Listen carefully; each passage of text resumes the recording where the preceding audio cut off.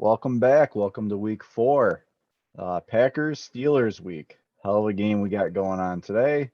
Should be a good one. 4:30 p.m.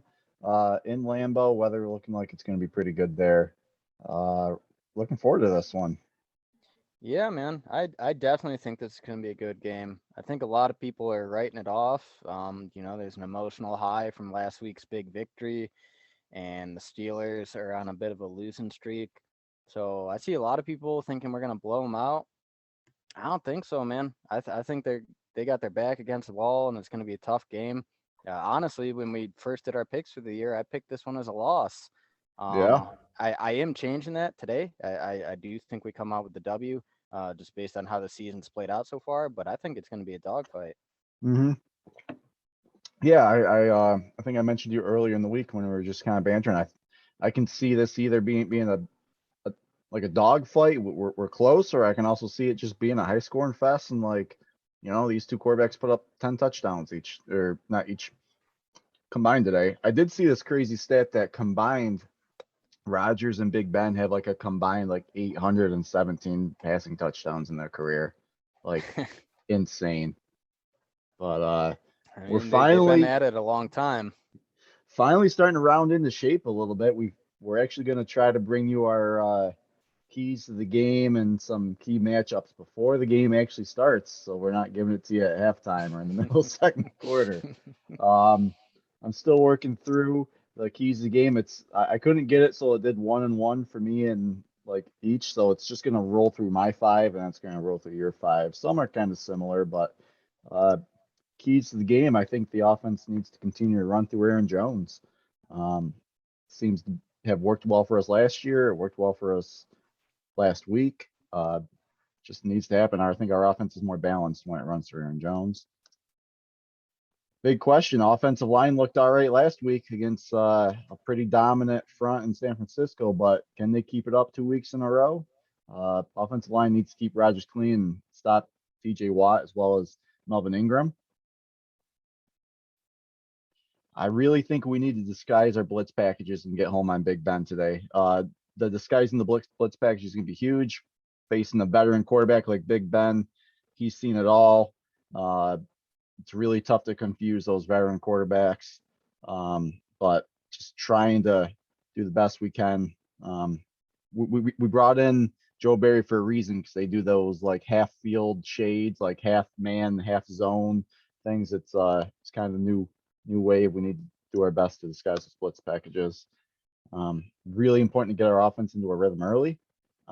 As you saw last week, we were up 10-0 after our first 2 drives and really benefited us. Someone needs to emerge as a deep threat in place of MVS, who's now on IR for at least 3 weeks with a hammy injury. Malik Taylor is the one that kind of pops up first. However, someone just needs to emerge as a deep threat.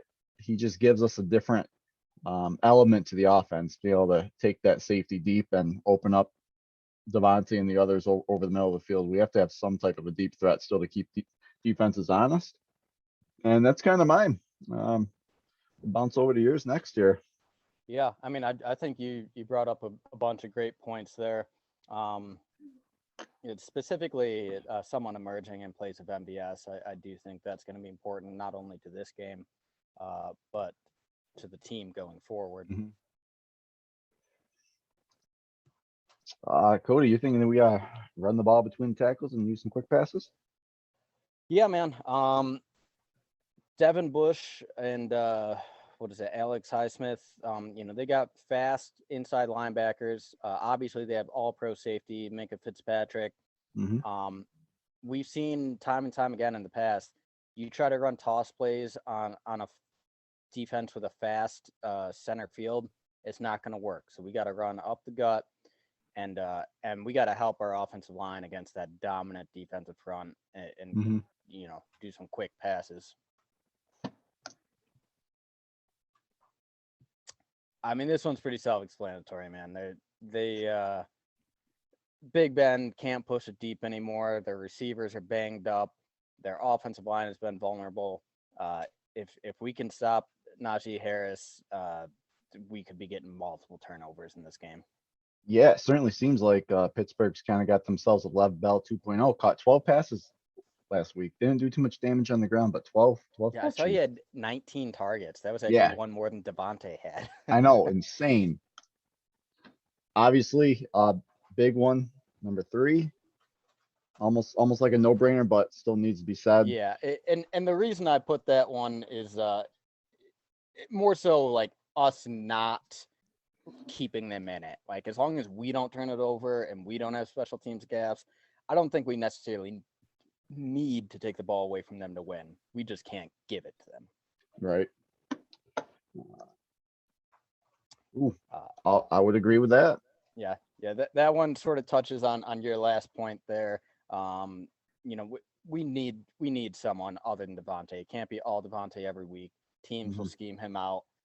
And like I said, I think our running backs and tight ends are they might struggle with those fast inside linebackers. So it does look like nice. Pissing me right off already. So the game has started. They have the fucking Titans and the Jets on for me right now. They are not going to switch over Really? to. They won't switch over until the fucking game's over. This All wasn't right. even the game that was on. They had the Bills Texans on, and they just threw this game on. Like, That's interesting because like who cares about the Titans and the Jets? So I'll tell you what's happening right now because the game has started. Pittsburgh received the opening kickoff, and they opened up with they had a pass for about 3 yards, quick pass, and now it's 2nd and 7. this is gonna be fucking nice. Nice. Oh, Well, keep Najee me Harris with a updated. big run up the gut picks up a first down. All right, keep me updated on the game. You'll have to give me play by play. Quickly, you think a big game from Kenny Clark, so is your number 5 key of the game. Oh yeah, man. It like we can get all the outside pressure we want. If we don't get push up the middle, I'm afraid that Big Ben will use this as a get right game and All right, carve us up. So I'm, I I'm need to see interior pressure. I'm seeing Benny Snell left end for no gain. Yep. Let's see. So we got 1st and 10 here.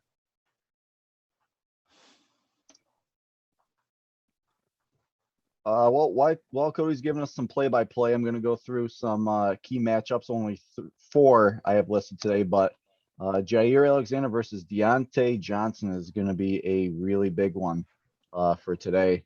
Um, especially with Chase Claypool hurt. It does look like Big Ben just completed a short pass to Juju for a first down. I think you're behind me. I'm watching a game cast right now, so I'm not actually seeing the plays. So Okay, yeah, that must be updating a behind little bit because it faster was than a that. run for no yards. Oh, that actually must have been the Benny Snell one. So this might be Juju. Let's see here. It's I'll let 2nd you and 10. confirm that.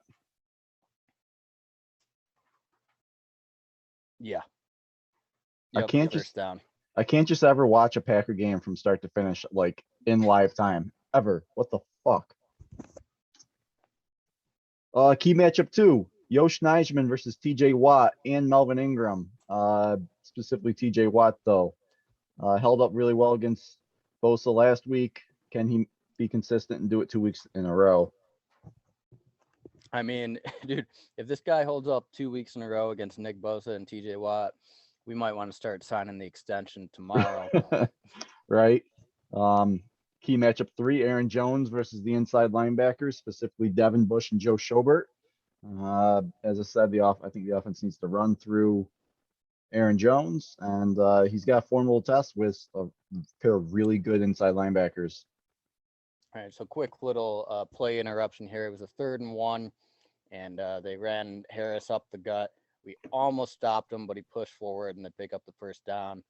Pittsburgh is coming out with a pretty quick rhythm here. Lots of short passes and runs. So we'll see. I mean, they're at about midfield right now, so they're making some progress. Yeah, see Najee Harris for a 4-yard gain. My last one before we switch over is going to be Big Ben versus the Packers pass rush. I think it's going to be pretty key not to just let him sit back there and just pick our defense apart. I'm not sure. Are you kind of seeing it? Are we getting any type of pass rush going so far in this first drive, or Ben's been getting the ball out so fast. We haven't quick been able to touch passes? him. All right. So, Which actually press. I did read. I did read that so far this season, uh, Ben's time that he holds the ball is one of the lowest in the league. So the Steelers' offensive line, despite their Pro Football Focus metrics of being terrible, they actually haven't given up a ton of sacks because Ben's been getting the ball out so fast. Interesting. Kind of changing his game this late in his career. I am seeing a 3rd and 4 coming up. Yes, Here. 3rd and All right. 4.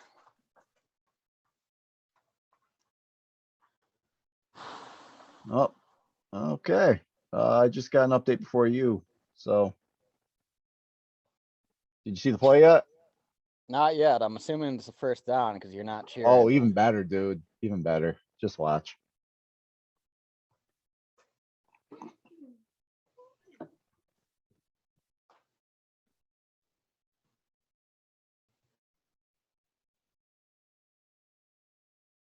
Are you kidding me, man? I can't see it. What the fuck? Like, break it down for me. What happened? Was it blown coverage? No, dude. Jair was in coverage, and he got beat. He was close, but Big Ben had really nice placement on the ball and dropped it right over Jair's head. It's Touchdown, Pittsburgh. so Not the Tennessee, start New we're looking York. for. It's on the 1 fucking yard line, and like it's right there. The Jets are probably gonna win. Just come on, pound the goddamn ball in the end zone. So that was Switch the actually, game they're over. showing now, that was Roethlisberger's 400th career passing touchdown. Oh, game against. It was a big one, man. And it was straight up one-on-one coverage against Alexander, and our best defensive player gave As up I a said. touchdown. So as I said, it was my first key matchup, Jair versus Deontay. I think I mentioned it to you earlier in this week. I kind of have sung his praises to some other friends and family over the last couple months. Man, I'm a big Deontay Johnson believer. He is not a household name yet. I think he is one hell of a receiver. He is definitely a top 15 receiver in my mind in the league already. And he's real young. He just has to work on his drops a little bit, and he needs to stay healthy. But man, I think you kind of saw it on that. I didn't see it, but Yeah. So man's they got just showed a skills. replay. Johnson definitely has like half a step on Alexander, but Alexander kept close enough where he actually got a piece of the ball. He slightly tipped it. But it was just like Roethlisberger really dropped it in the breadbasket kind of thing. Like it was, Just a great throw. Alexander was very close to making a play on it, but Roethlisberger put just enough juice on it. All right. So Well, that's, great. dude, not a good start, man. I think we've noticed so far this year that we tend to do a little better when we open with the ball and can put some points on the board, get the other team playing from behind. All of a sudden, we're down a touchdown. That makes this offensive series that much more important. Mm-hmm.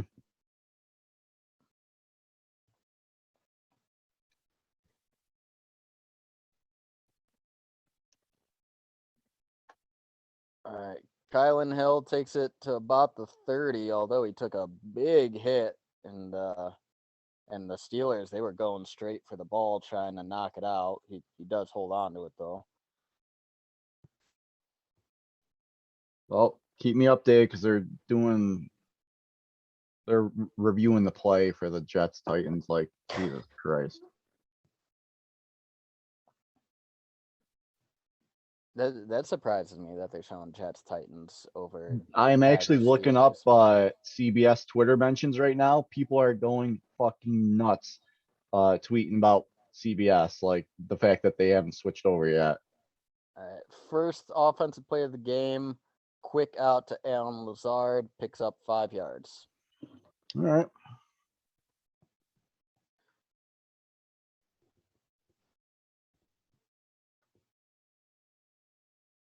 Come on, Jets, pound it in. I never wanted you to win a game so bad in my life. God damn it, it's not. What the hell?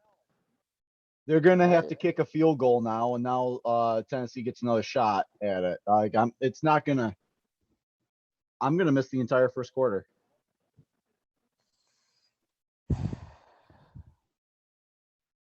Well, all I can say is thanks for your assistance with the streaming. Yeah, how did this happen? Like, I give you my login, Hey, let's and not you're the one advertise that things gets to like that watch on the it. podcast. I don't know what you're talking about. Oh my god! But we I was ran it finally with excited. Jones. He picked up 4. We're looking at a 3rd and 1.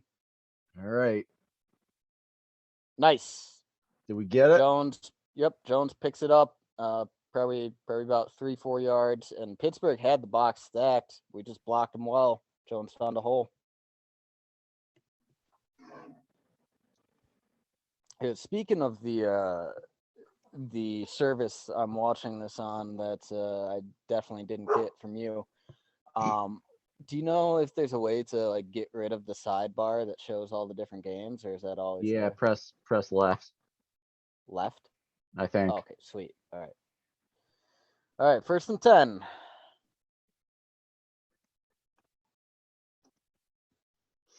All right, we run it again. Probably pick up 2 or 3 yards, but I like that we're staying committed.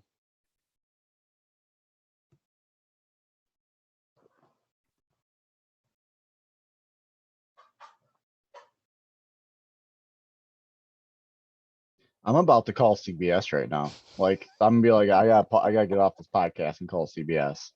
I don't know what the hell they're doing right now. Dude, The, I've so never understood why the Jets, like, I don't care if you're the New York City team, like they weren't you've been garbage for like 4 decades. Why they does weren't the anyone one want to see it? o'clock game on my local channel. It was the Bills game. The Bills got done early, so they put this fucking game Ooh, on. baby. What happened? Rodgers with just a gorgeous back shoulder to Devontae. Steelers had tight coverage, but it was just perfect pass, probably 20-yard gain. Oh, okay. They just showed the highlight of the Deontay touchdown, so I saw it. All right. So as I was saying, you keep me updated with the updates. But so the Jets had it 3rd and goal at the 1 yard line, and they couldn't punch it in on the one, so they gave it. So they kicked the field goal, and now Titans get another chance because these new overtime rules. All right, so 1st and 10, we went empty backfield for some reason. And the offensive line actually gave Rodgers quite a bit of time, and Good. we saw Rodgers roll out of the pocket. Not something we've seen a lot so far this season. He finds Devontae in the middle for probably 6-7 yards. Yeah, 7 yards. Good. We need that. So 2nd and 3. I think this is going to be a run. Yep, outside toss to Jones, and he's met at the line of scrimmage. What did Nada. I tell you about outside tosses? They don't ever seem to work for us. Ever. Like, at least not in the Aaron Jones era. I remember Amon Green used to fucking feast on them back in the day, but Yeah, well, back with Amon Green, we weren't doing zone. We were just sending out the straight big up, boys yeah. on ISOs. Like, Oh, so I kind of like the power running game like that when you get a bunch of offensive linemen rumbling in front of you. But we haven't well, I seen got an that for update years. on the 3rd down play, so I know what happens on that. Wait, what'd you say? My update showed me what happened on this 3rd down play you're about to watch. So This empty backfield, 3rd and 3. yeah, Oh, sacked by Devin Bush. yeah, Bush came in unblocked. I think this is on Runyon. I believe this is probably going to push us out of field goal range. We're at the Pittsburgh Yeah. 40 now. That's a Yeah. 57-yard field goal, I think. Yeah, this is absolutely on Runyon. He is trying to double whoever Josh Myers is on, and he doesn't even see Bush fly past him. Just him. absolute whiff by John Runyon. Come on, Jets, stop him. 4th and 1. 4th and 1. Tennessee, stop or don't pick it up, Tennessee. I want to watch the game. Dude, this is not a good start, man. Are we punting or going for it? God Well, damn we're it. punting, and we just Fuck took a you. delay of game. I think we wanted to buy some room. This overtime game is going to go down to the wire. I'm already down to 2 minutes in overtime. Like, it's still Might just be going. a tie. It's fucking ridiculous, man.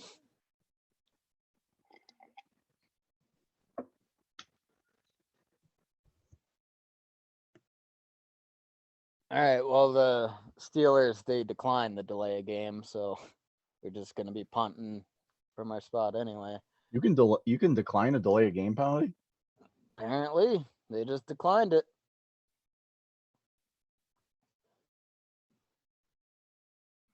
All right, Bajorquez. Nice. What happened? Nice, man. 24. Is that Shamar Jean Charles? Yes. He saves this ball like at the 1-inch line and knocks it back. So I'm not sure if this is going to be down to like where he first touched it or if it's it looks like it rolls out to like maybe the 4. So we'll see. But that was an excellent special teams play. Not something you hear very often for the Packers.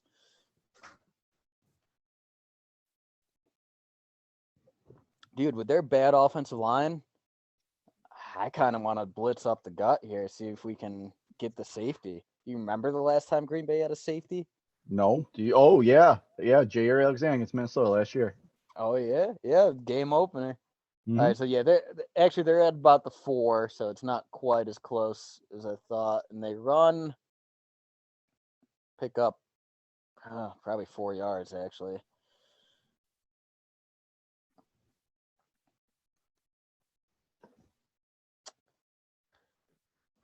I mean, you got to think that the way this Pittsburgh offense has been playing this season, and just one of the worst. Oh shoot! Now what? I didn't see it happen, but apparently Preston Smith has a shoulder injury and is questionable to return. Oh, that's great. So we might not have any pass rush at all for the rest of this game. Yeah, that's And good. they would have just had a first down reception if the receiver didn't drop it. Which I have read that Pittsburgh so far this year has like 12 drops. Yeah, so Deontay Johnson is probably a big culprit of that. He, as talented as he is, he does have a really big problem with drops. Usually in some pretty timely plays. Juju usually has a propensity for having a couple drops as well, but he's a little bit more sure-handed. But All right. Well, we're looking at a 3rd and 5. We could get nice field position if we stop them here. kind of need to. We're bringing heat. Bringing heat. All right, baby. Eric Stokes, young man making a tough play. Roethlisberger hangs in the pocket, takes a big hit as he releases. To the receiver was in front of Stokes, and he was about to pick up the first down. Stokes jams his hand in there and knocks the ball out. That is why this young man is a starter now, and Kevin King is on the side. Yeah, I don't think even when Kevin King, I still think Kevin King's going to get some playing time when he returns, but I think Stokes definitely has his cornerback two job locked down. I mean, I'll be honest. I mean, I know it's a small sample size, but this guy's playing better than Jair's played when he was a rookie so far. I mean, real early, but he's been impressive. So Amari Rogers takes it past midfield to probably about the 45. There are flags on the play, though. I want to see holding on us. Okay, nice. So that probably pushes us back to what, 30, 35? Probably. Yeah, no, that's a pretty obvious holding penalty on EQ. Wow, Jesus, he's holding the dude's jersey literally like 20 yards down the field, getting dragged the whole time. So I don't know what the hell EQ was thinking there. All right, so we're back out here. I would love to see this offense respond. This game could be put away pretty easily if we can get ahead of Pittsburgh. But if we keep it close, man, Yeah.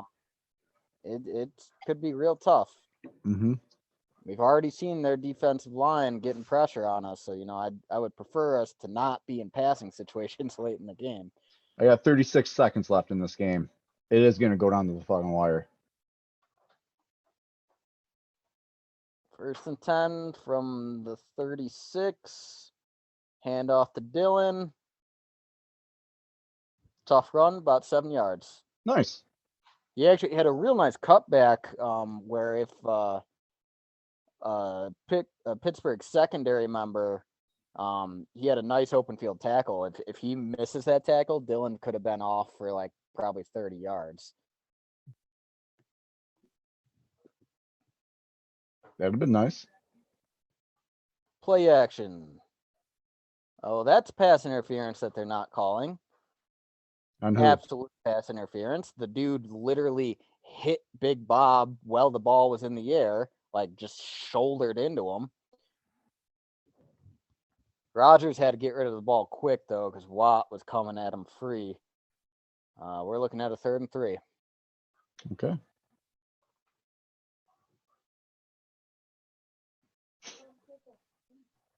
This game is unbelievable. Just flags, delays the game. Like they just don't want me to watch the first half at all. The longest game in history. It's so much bullshit right now. I'm so beside myself. How much time's left in the first quarter anyway? 2.5 minutes. I missed the whole fucking first quarter. Pretty much. So 3rd and 3, we actually ran, which I think is pretty rare for us. Dillon got hit behind the line, but he powered forward and picked up Dillon that first. too? Is this the AJ Dillon drive? This is the AJ Dillon drive.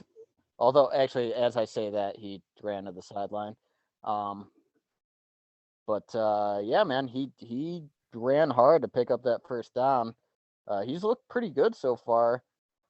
Yeah. Cycling Jones.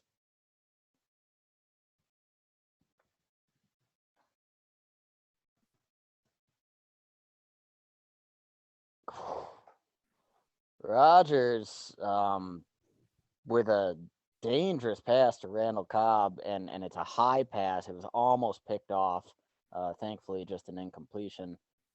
I mean, he was putting Cobb in position to get laid out, and instead it was almost an interception. Thankfully, the defender just had bad hands. Not a good call by Rodgers there. So now we're in a 2nd and 10. I suspect we're going to pass here, and it looks like Pittsburgh is coming with pressure. Offensive line holds up well. Rodgers dumps off to Dillon, who rumbles for 15 yards. Nice. So how'd that catch look? So he wasn't utilized as a pass catcher in Boston College. Man, very natural. The throw wasn't totally accurate by Rodgers. But Dillon, he reaches out, grabs with his hands. Great catch, and running in stride.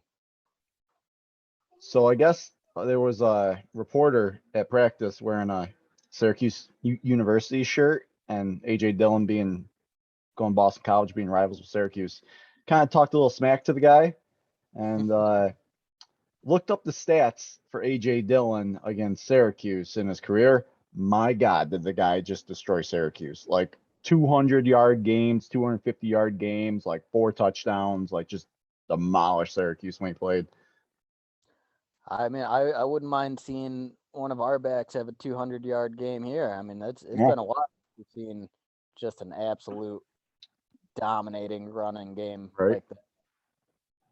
All right, so where are we at in the game? Well, we on 1st and 10, we did a bubble screen to Devontae. He picked up 5 yards.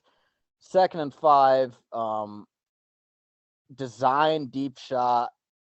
Coverage was good. Rodgers goes to his 2nd or 3rd read, which was big dog deep down the field.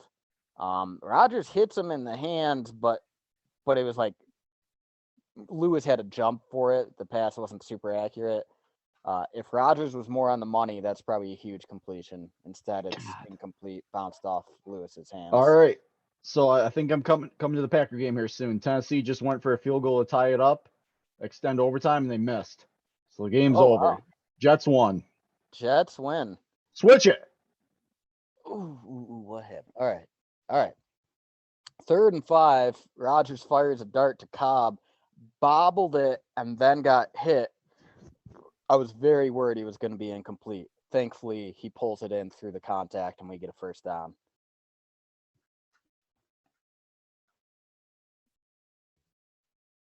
I mean, Randall Cobb could be one of those guys to step up in the absence of MBS.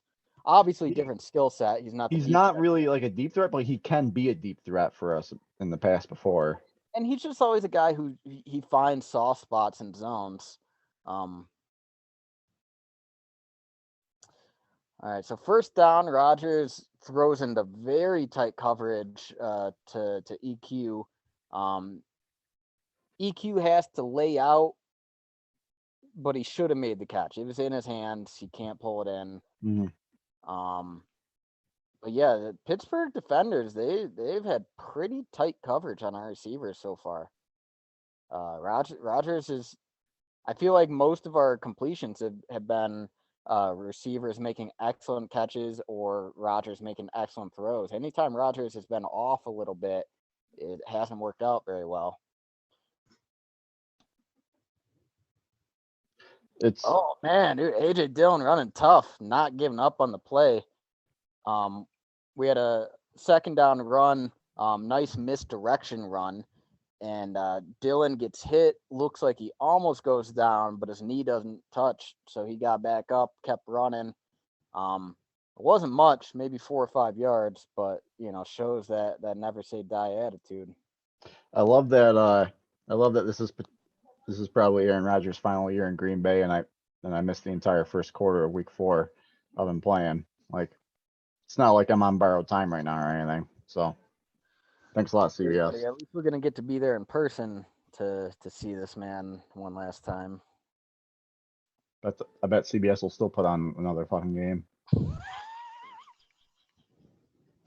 Well, since that's 2 NFC teams, I don't think CBS can be at fault for the Bears Packers. The best part is they went, like, Green Bay was still in the middle of that drive when the game was over. They said, "Fuck covering the rest of that drive. We're gonna go straight to commercial." Like, they didn't even go immediately over to the Packers drive, which I now see it's the end of the first quarter, so probably commercial. But they're just like straight to commercial, even though they're in the middle of playing. Like, oh my god, just today's going marvelously already.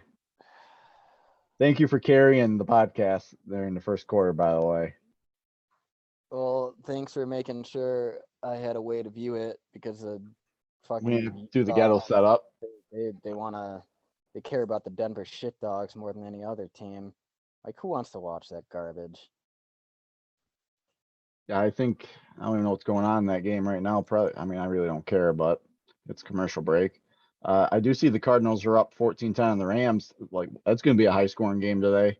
Already top of the second quarter, and they got 24 points scored in that game. So, whew. Dude, that's that division could really come down to Rams and Cardinals. Obviously San Francisco's in it. Seattle looks like they're probably the weakest in the division, but they've been so good for so long that you can't count them out, especially when they probably have the best quarterback in the division. Man, like that division, I just hope they beat the shit out of each other. You want to hear a crazy stat about that division? What? Seattle is 10th in the NFL in points per game at 29. They're 10th. They're top 10, but that's good for last in that division. That's how tough that division is. They're 10th in the league in points scored, but it's only good for 4th in their division. Whew. All right, the game's on. I can see it. We got first and goal. All right, baby. Now, Aaron Rodgers is just waiting to throw a touchdown until you got here. So let's see what we got. All right, hand it off to Jonesy. All right, hand off to Jones. What are you talking about? I'm going to be ahead of you now. For the first time all year, I get to have a stream faster than you. All right. Well, did you see the pass to Cobb? Nope. All right. So they must have brought you in slightly after. I got second and goal right now. All right. Yeah. So I'm at first and goal. So this must be the handoff to Jones. It was a nice pass to Cobb. He found a soft spot. Offensive line held up pretty well. It seems like they're winning their one-on-ones. It's just when Pittsburgh brings extra pressure, they might not make the right read because of all the young guys on the inside. Dude, that was a hell of a fake by Oh, Rodgers. Hand off to Jones. just watch the game. Just watch the game. I think it's a touchdown based on that smile you're trying to restrain. That's a touchdown. All right. I'll try to guess who it's a touchdown to. Second and Best goal. player on the field, dude. Oh, Devontae. No, he's not the best player on the field. Who feeds Rodgers? Who feeds him? Who feeds him? You tell me Rodgers feeds him? runs for it? Yeah, Rodgers runs for it. Hey, Rodgers, don't go thinking that you can just go doing that every week now. All right, man. We don't see Aaron Rodgers doing that too often anymore. No, we don't. But good, we got it tied up. That was actually pretty decisive too. That wasn't like he made 3 reads and couldn't find a guy. He made 1 read and then went. Oh, speaking of that,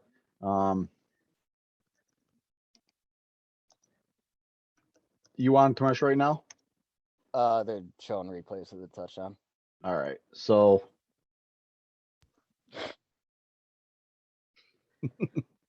if anyone hasn't heard the Mason Crosby song, you guys should probably YouTube it. What a classic. Dude, Mason Crosby is I mean, I think he's a shoo-in for the Packers Hall of Fame.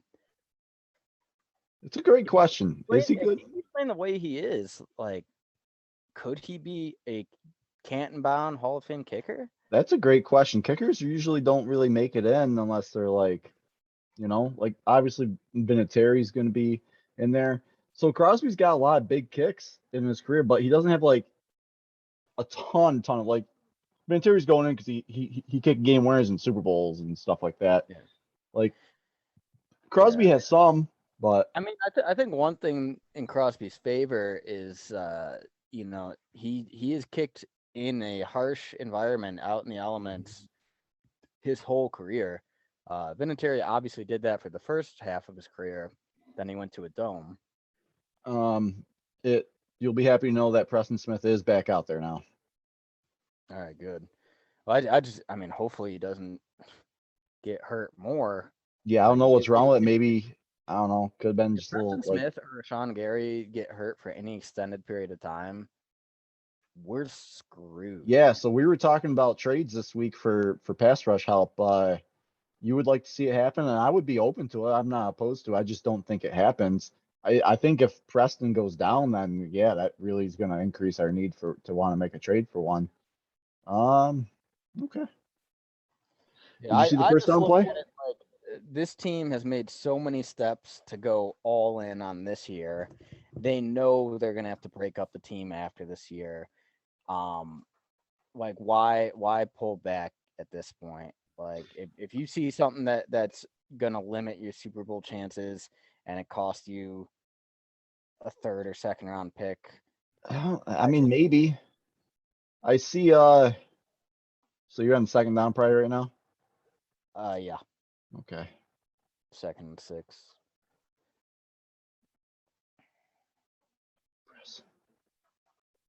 Get there. Yeah.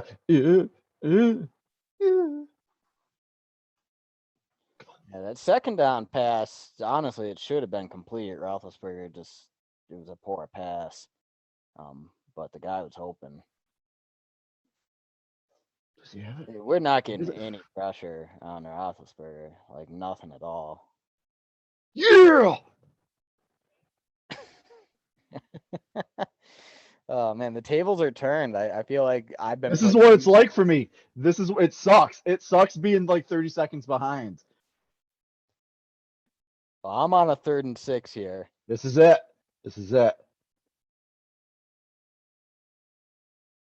Ooh. Yeah. Ooh is right. Is this a fumble recovery? It is. Big old Kenny C gets it, man. Kenny C comes up with it. I want to see who causes this. Is this Preston Smith? I think it's Preston. I haven't seen the replay though. Yes. No, it What's wrong wasn't. with It's Kiki? it's Kingsley Kiki. Yeah. Holy shit, Kings! Welcome to the party, Kingsley Kiki. Yeah. Finally showing up this year. Thank you. Finally. One thing I want to say is really interesting that I've noticed it in multiple games so far this year, but not the first game. We did not open this way. We made a change. Rashawn Gary used to line up on the left side of the defense and Preston Smith on the right. We've now flipped that. Mhm. The results seem to be better. It's just interesting to sort of make that in-season change. Now, I'm curious what spurred that. I don't know, maybe something they saw on tape, something they saw in practice. Maybe they saw one player just getting better leverage on using the left technique to the right technique. Or it could be just them trying to get more exposure to both sides in case that Green Bay likes their versatile players, like being able to easily switch and flip flop at moment's notice. So Yeah, I mean that is another consideration. Maybe they're doing this as a matchup thing, yeah, and it could switch back and forth any week. But yeah, I mean, so far it's worked pretty well with Preston on the left and Gary on the right. One thing that I've wondered about, and at this point, who knows, maybe it's just hope because with Zadarius Smith undergoing back surgery, he may have played his last snap in Green Bay. My hope is that he maybe. recover enough to come back for the playoffs. I think that's probably what the team is banking on, but you never know, especially with a back injury. But my thought process is, if he is able to come back at some point this year, you probably don't want him playing on the line with his hand in the dirt. Yeah, Just that's a giving good you point. So I wonder, because that's a role he's traditionally filled, I wonder if Gary might take on that role if You Zeke comes could back, because and he's then you used to it have in college. Preston on the edge. So I'm glad you brought that up. Interstate, you said about maybe not bringing him back type thing. Z does have 1 year left on his contract after this year. His cap hit this year is $14 million because we restructured it. He's got 1 more year left. His cap next year goes up to $28 million. His cap hit is insane. If we cut him, I think we he save would like still have a 18. $12 million dead cap hit. I fully believe, like, unless he can come back this year and show that he is like playing at an all-pro level, I think he's gone next year. He'll be approaching 30 with just coming off a back surgery and a nearly $30 million cap hit when we're in cap hell. He's not sticking around, in my opinion. Do you think we let go both of the Smiths? Because we wanted Preston gone after this year. Like both of us were like, he's got to go, but we kept him, and kind Yeah, of glad I we mean, did. the fact that nearly every media person and fans, we just all assumed Preston Smith was gone, and Brian Gutekunst found a way to restructure him to make it work. That makes me wonder if maybe Preston Smith is in the long-term plans as a cheaper alternative to Could be. Zadarius. But he's definitely, his cap hit goes up next year. We could be looking at a completely new pass rush next year. I think we need to at least keep one of them. Yeah, I mean, dude, Hopefully unless Gary restructure steps up and because we shows don't something. we don't got another guy besides Gary just waiting in the wings. So I mean, all right. Yeah, So I mean, back to the you game gotta here. assume if Rodgers is traded next year, a big part of the haul is going to involve getting pass rush help. Yeah. All right. So I just saw the second down play, All right, yeah, I just had the first down to Big Bob for 2 yards. like 5 yard, 4 or 5 yards maybe. Oh, Not 2 yards. what happened? Did they call? Oh yeah, that certainly looks like more than 2 yards, but that's what they gave us. That's weird. Unless I don't know, maybe we missed a Really? penalty. Oh, you little asshole. I'm looking at a 2nd and 8 here. Have you already seen this play? Yeah. Dude, we got Cobb involved in this game. Oh. Yeah, you gotta wonder if Cobb becomes more of a focal point with MVS out now. So who knows? Maybe trading for Cobb might prove to be a worthwhile endeavor because it hasn't so far. So Oh, Rodgers almost catches him with 12 on the field. And they yeah, call it. Dude, Mike Tomlin is smiling. He's like, I yeah, got that's why I said, oh, that's why I said you little asshole. Like he that. knows, like he's a smart coach. Tomlin's a good coach, man. He is. He is. I will say that 1 year where he stuck his leg out and tried to trip a Baltimore punt returner. I Oh, I do remember all that. respect for the guy, but I mean, he gets results. I'll give him that. Well, he's just trying to win, man. Just like everyone. He's doing what he can to help his team win. I can't fault him for that. All right, so they call the timeout, so we're still in the third down, but it's like third and long, probably like third and 10. Um, let's say we pick up like 7 or 8 on this. We're in the red zone at home. Do you go for it or do you take the points?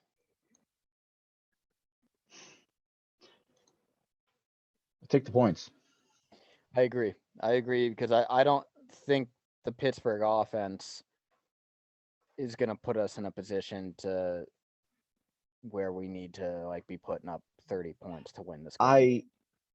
I am okay with going for like just getting the points every time you have a chance to get points in the first half. Like just get as many points as you possibly can in the first half. If you want to be a little bit more aggressive in the second half and like go for it on some fourth downs and stuff, I'm usually a little bit more open to it then. But I think early in the game, it's still so much time left. You don't know how it's going to go. Just try to get points when you can. Otherwise, you may find yourself in a hole like we did, at certain times in a couple of the losses last year. Where man, if we just would have taken the points, we Or, wouldn't have or been. even last week, Yeah.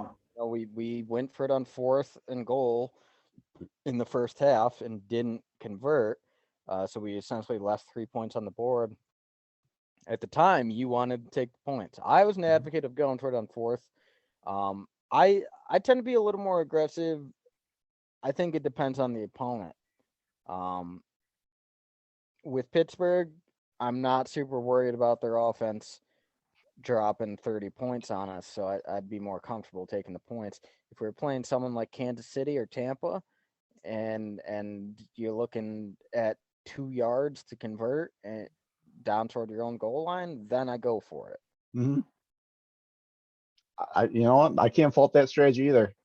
Where you at in the game right now? Are you back from commercial break? Yeah, I'm still on commercial. All right, All man. right, Doesn't it? third and 10. All right. You've seen this play already, I assume. Yeah, I saw it. All right, well, you didn't get jacked up, so Mm. offensive line gave Rodgers. Ooh, wow, you what a poker face. I held it in, man. You really held back there. I don't want to ruin them all for you. I know what it's I like to be the other guy, man. I know what it's I like. commend you. I commend you on that.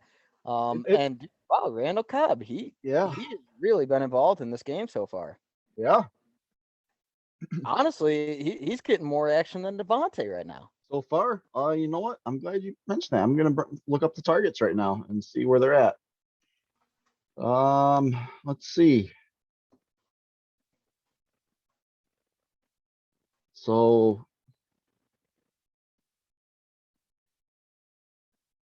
Randall Cobb has 4 targets. Devontae's got 3. Dude, they just showed another replay of the Roethlisberger fumble, and so Kingsley Kiki like he kind of just like slaps Roethlisberger's underarm, Mm-hmm. and for some reason Roethlisberger just like falls on his back like this. Like he wasn't like hit in any way. He takes a slap to the arm and just like totally biffs it.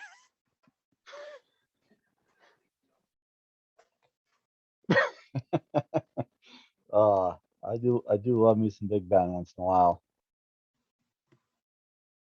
I mean, so we're up a touchdown now. We've already forced 1 turnover on them. if we can stop them, put up points, and then we get the ball to start the second half, this game could spiral out of control for them. So Yeah. I would Who say got the ball this next first? drive, it's quite important. They did, right? Yeah, they open with the Okay. ball. So we'll get it to start the second. Yeah. So, I mean, you gotta assume with 10:55 left, even if Pittsburgh has a really long drive, at any point, we're definitely guaranteed to pretty much get the ball at least once more in this half. So, I'd love to add on to our score. I think if you can go into halftime with at least 17 points, like in every week, I think that's a great barometer. Like 17 points, you're halfway to 34, which is above, like, that's right where the elite teams are currently are, like the top 5 teams with points per game. They're around like 30, 32 to 35 points per game. So 17 at halftime get you halfway there. I think that's Dude, and good. honestly, in today's NFL, I don't really feel comfortable unless you're putting up 30 points a game. Like, yes, you can win games without putting up 30, but not many. Not many, Yeah, man. I actually looked at points per game average going into week 4 earlier. 16th would be the middle of the pack. That'd be the mean. 23 points per game is the mean average right now. So the 16th team in the league is putting up 23 points per game. So yeah, 30 is kind of where you should probably be at to win most of your games. So if I'm Pittsburgh, I'm probably going back to the run. well, so I was thinking, like, yeah, they need to get the run game in there, but we're probably going to be trying to sell out a little bit on that, knowing that they're going to do that. So if I'm Pittsburgh, I'm probably trying to get Najee Harris involved in the pass game on this drive and see challenge our linebackers. I'm okay with being aggressive to stop the run. I mean, I do have a lot of faith in our secondary of kind of just playing some man coverage and doing your job, man. Just do your job.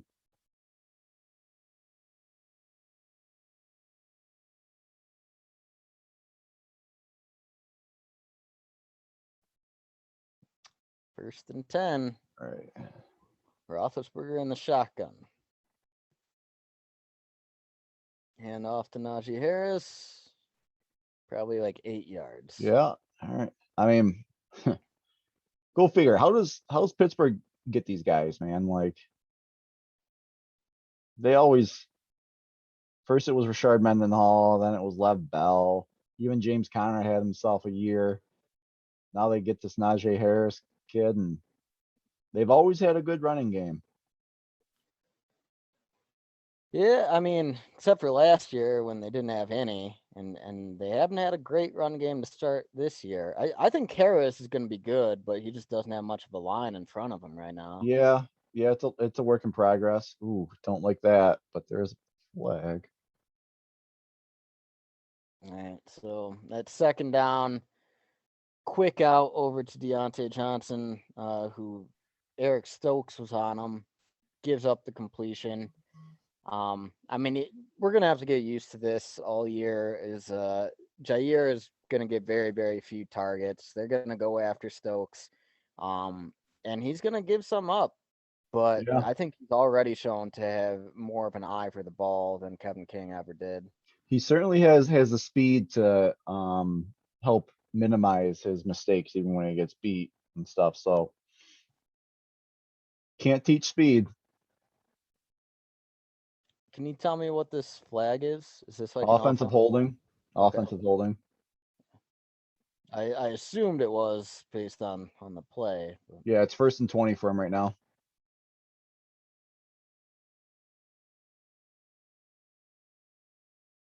All right, so interesting. I'm gonna kind of ruin this one a little bit. They do throw it to Deontay on a quick pass, quick out. He gets 7 or 8. But I mention it because they have switched Deontay over to the left side, and they have him on Stokes now. Yep. Yeah, And since they've done that, they are peppering Johnson with targets. I mean, Johnson was like 4th in the league last year in targets. Like, he got like 160 targets or something last year. I mean, Big Ben loves throwing his way, so Dude, I mean that is one thing I'll say. For as good as Jair Alexander is, we Nope. don't ask him to follow the number one receiver. Yeah, he's a lot like Richard Sherman, where he only covers one side. I mean, he's really good on that one side, but I Which, believe, like, I don't know, man. Personally, I've always been a fan of the type of shutdown corner who follows receivers, like the Darrell Revis type. Um, like, I yeah, it's great to shut down a side of the field, but I think Dion only played one side of the field as well when he played. I think. yeah, I mean it's two different schools of thought. Yeah. It it doesn't it doesn't mean that Jair is playing poorly or anything, but Yeah. it's just, are we putting him in the best Well, position to contribute to so us? I think that strategy works great when you have another cornerback opposite who can play really well. I mean, so Yeah, when you but how many don't, teams have two really good yeah, cornerbacks? You got to hope that Eric Stokes can grow into that guy over the course of the year, but yeah, he's hopefully. gonna I take mean, his. I'm not expecting him to be like anywhere near a shutdown corner this year by the end of his rookie year. I just want him to make progress and be a reliable starter. Even going into his second year, I don't expect him to be like a Pro Bowl cornerback. By year three, I would expect him to probably be to have him break out. I don't think Jair really broke out till his third year. So So they just showed on that second down completion, Kingsley Kiki was inches away from batting the ball down. Instead, we're in a 3rd and 2 around midfield. oh no. Oh boy, Jesus, we got Oren Burks out there in coverage. Yeah, well, we're gonna get that, man, when we got some injuries with Z and whatnot. We might not be having Preston try to play his full amount of snaps if he's kind of a little injured. Oh, that one's on. Yeah, that one's on Stokes. One's on Well, Stokes. I'm curious. I haven't gotten a good look. Is Chris Barnes out there this week, or is he still out Uh, with a concussion?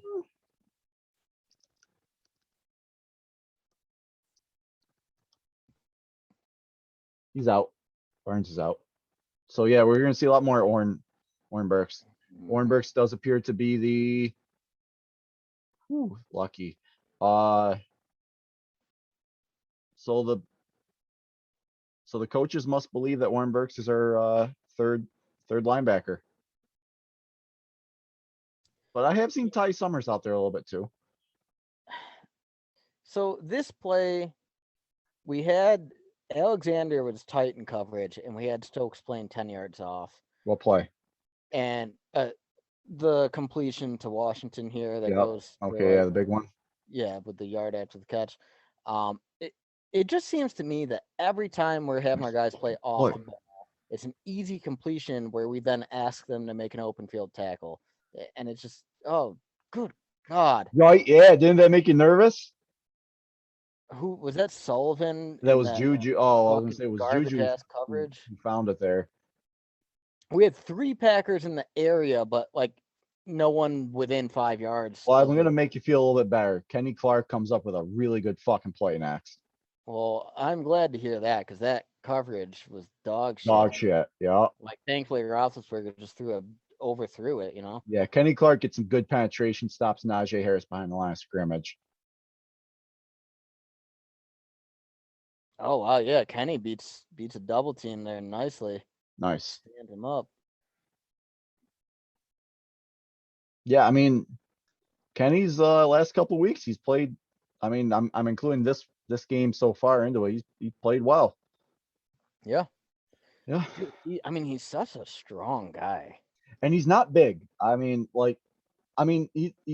a big guy, but you're thinking nose tackle. Like he's legitimately a nose tackle. He's not even end. He's a nose tackle. He's not tall. He's not mammoth. Yeah, he does. He He's doesn't not have that Aaron like Donald. Cody Nada frame. Yeah. Yeah, he's not Aaron Donald by any means. He Well, doesn't dude, have. Aaron Donald, he always surprises me with how skinny he looks. Oh, He's like fuck. 100% cut muscle. Yeah, he's chiseled. He's Like, honestly, he has the frame of like a tight end.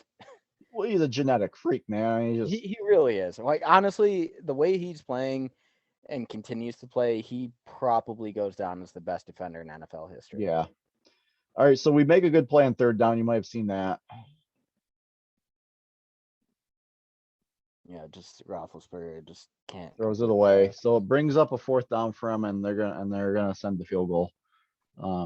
52-yard attempt. Yeah. So the Green Bay should be getting the ball back here with about 5.5 have to go. Doink. And Oh, it's the in. doink's in? Yeah, Doink's in. Damn it. Well, I mean, it sucks because we got some points, but if we can milk this clock, make sure they don't have enough for another play, and at least come away with the points. At least take away this field goal. It'll mean nothing. Touchdown would be great.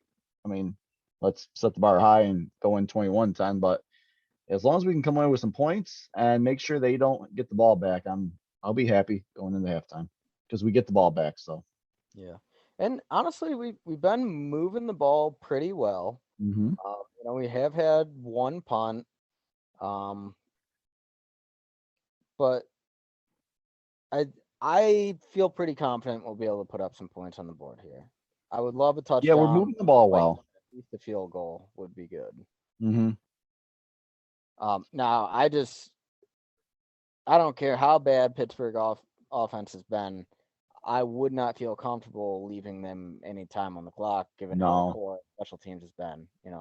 No, because the thing about Pittsburgh is they got some burners on that team that can take you deep, man. Well, and dude, so obviously we already saw Jair get beat for the touchdown on the opening drive, but there have been at least 2 or 3 other occasions in this game where if Roethlisberger could have just had a better pass, or if the receiver didn't drop it, very big play waiting to happen. Oh yeah. So it's I wouldn't say our coverage has been playing lights out. It's more Roethlisberger just hasn't been playing that well. Yeah. Yep. And they've been taking their shots, actually. I mean, I'm curious. I want to look up the stats now. I feel like they've barely run Najee Harris. They've done it a little bit, but not nearly what I would have expected. Yeah. Najee Harris has 7 carries for 31 yards right now. He is averaging 4.4 yards per carry. So yeah, and that's the thing. When they have run him, he's had some success. So 7 carries compared to Roethlisberger with 14 pass attempts. It's a little surprising to me. I think what surprised me even a little bit more is Najee Harris doesn't have a single passing target yet. Yeah, that really surprises me, because if I was Pittsburgh, I would be. I mean, I know Devontae Campbell has played well so far this year, but not. I mean, but you still got to test him. Like, I would still test him. Yeah. I mean, he's played well, but let's be honest, he's no Devin White out there. So yeah, and same goes for our safeties. They played all right, but they, nothing to write home about so far. So I'm surprised that they're not. I would expect that to be a halftime adjustment for them. Try to get Najee the ball more. All right, so offense does have the ball now on my end. What the hell happened with this kickoff that we're getting it at the 15? Why was our blocking so horrible? It's all right. You'll be happy with the first down play. I mean, that was just really, really bad kickoff blocking. Well, you did say that was one of your keys to the game. You got to win special teams. What? What's a little smirk for? Oh, Alyssa was showing me a picture or something. Okay. Oh, hey, I see you. Big dog. 1st and 10. I'm gonna like it, huh? I think so. I do like it. Man, how good is Aaron Jones, dude? I'm still waiting. This year, we haven't seen him break a big one. No. Last year, the number of over 40-yard runs he had, I'm not sure if he led the league, but he was at least up there. He was a huge factor in our big play offense. Still waiting to see that this year. Hopefully sooner rather than later. It's one of those things. It's just Nice. if you make one guy miss, it could happen. Nice. Did you see what Green Bay did to his jersey this week? No. He wears that locket with his dad, their necklace. They added a pocket to his jersey to keep it in his jersey now. So I like that. yeah, I'm sure that makes him happy. Glad he signed a contract with us, I'm sure. Yeah, it's as Aaron Rodgers says, it's about the people, and Yeah, it's a people move. they're going to lengths to keep the Yeah. people happy, and All right. even Did you see the when catch by Big Dog? Aaron Jones is a guy to keep happy. I like him. Ooh, dude, this AJ Dillon. I Yeah. love watching AJ Dillon run, dude, because He's- every time you're like, if he is gonna punish someone, and if he keeps his balance, it could be a huge run. It's not even up the middle. He actually makes a great cut to the outside. Like Dude, that's the thing. Like he one shows step good and vision. He can cut. yeah. As long as he does not get hit at the line of scrimmage, like that's the one place where yeah, you can stop him. If he gets past the line of scrimmage, he's a dangerous runner, and we haven't given him the opportunity to be that fourth quarter Mhm. closer. I think that's where he would break his big runs. And let me tell you something. When you see AJ Dillon in person, like TV doesn't do him justice. Like he looks big. When you see him in person, he's as advertised. He is as advertised. Big old tree trunks, dude, for some legs. He is a big, big boy, man. I would not want to try tackling him. I'll say that. Yeah, I mean, I love watching the guy run, and you hear me every week. I always want more of him in the game. I don't know if at this point if it's a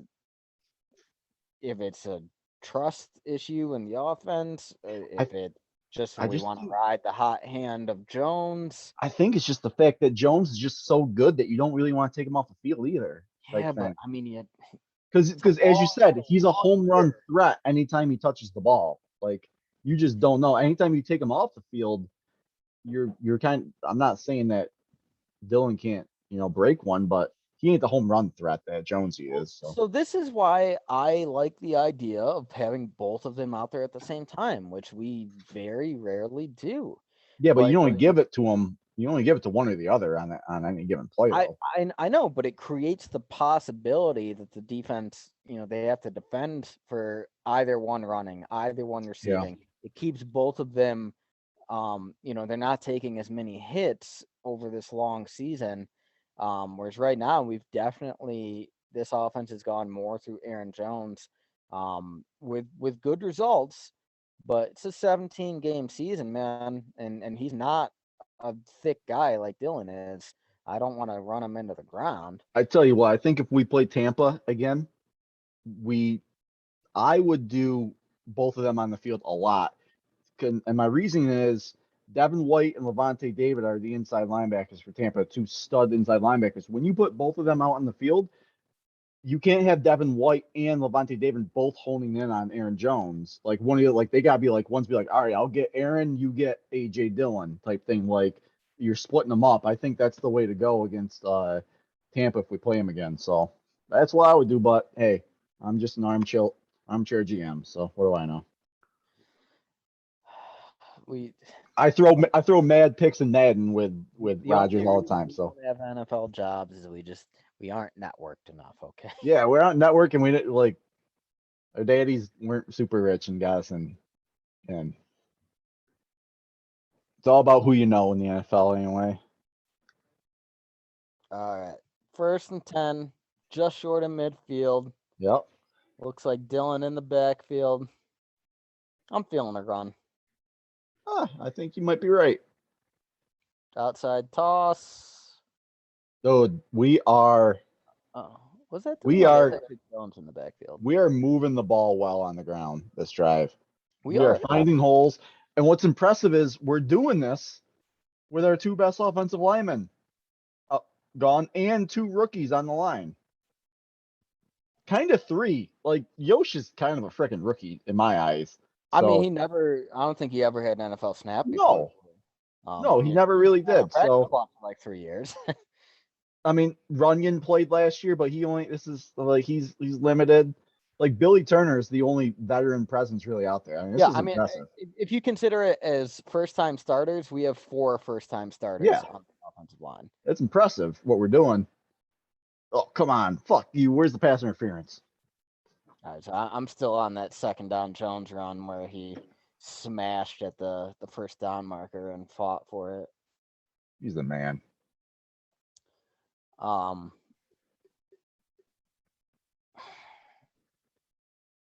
yeah, I don't remember what I was. Oh yeah, the offensive line.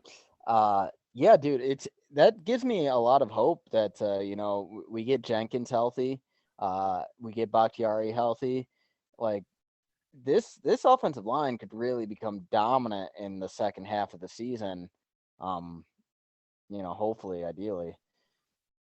Yeah. Also, how bad has Elton Jenkins' ankle injury probably had been? Well, like I thought it was just like a rolled ankle type thing that you just missed some practice time that week and he'd probably just play in the game against San Francisco. No, it's bad enough for him to miss 2 straight weeks and hasn't practiced at all. Like I just want to know what that like. I hope it's not high ankle sprain because Yeah. those linger. They just said ankle. They haven't said what it is. So Well, and also it's I think a lot of people like we never saw him come out of a game, so we didn't assume it was serious. But I believe it was the last play of the Detroit game mhm. where he got hurt. Which like you just it sucks to see injuries like that. Um, but yeah, man, and like he is honestly at this point in their careers, I wonder if Jenkins is more important to our line than Bakhtiari. Yeah, I don't know. It's debatable. Bakhtiari is so good, like Hall of he, Fame. Um, but I mean, Jenkins is definitely the future of this offensive line, and he can fill any position. He's proven that. So you want to make sure that you're not putting him in a position for long-term injury. I mean, I know 30 is kind of that cap for a lot of NFL players when like especially for running backs and stuff. But Bakhtiari is 30 years old. But then you gotta make this like determine like where he's at and stuff because you look at like Andrew Whitworth, who is literally 40 years old and is still playing at a Pro Bowl level. Is David Bakhtiari good enough and stay in good enough shape to still play at like an Andrew Whitworth level like for 10 more years for us?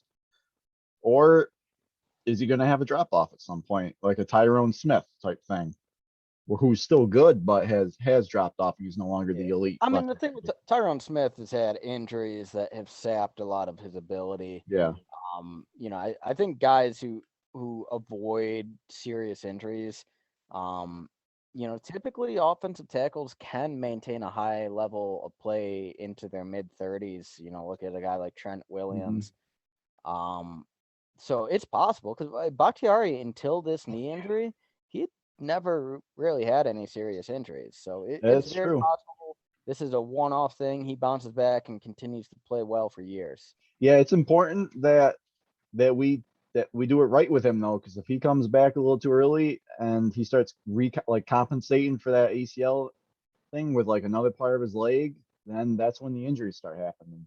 Like you got to make sure it's 100% where he's not putting more weight on the right side or he's stressing the hamstring more because the ACL is not strong. So, all right, I am back in the game, and I'm back at a 2nd and 10. yeah, I'm at a. I'll let you make the call on that on 2nd and 10 here. Ooh, yep. Yeah, Aaron Jones. Yeah, the nice. It was just like a hitch route, Yeah. and the Pittsburgh defender slipped, so Jones probably picks up 10 more yards than he should have gotten.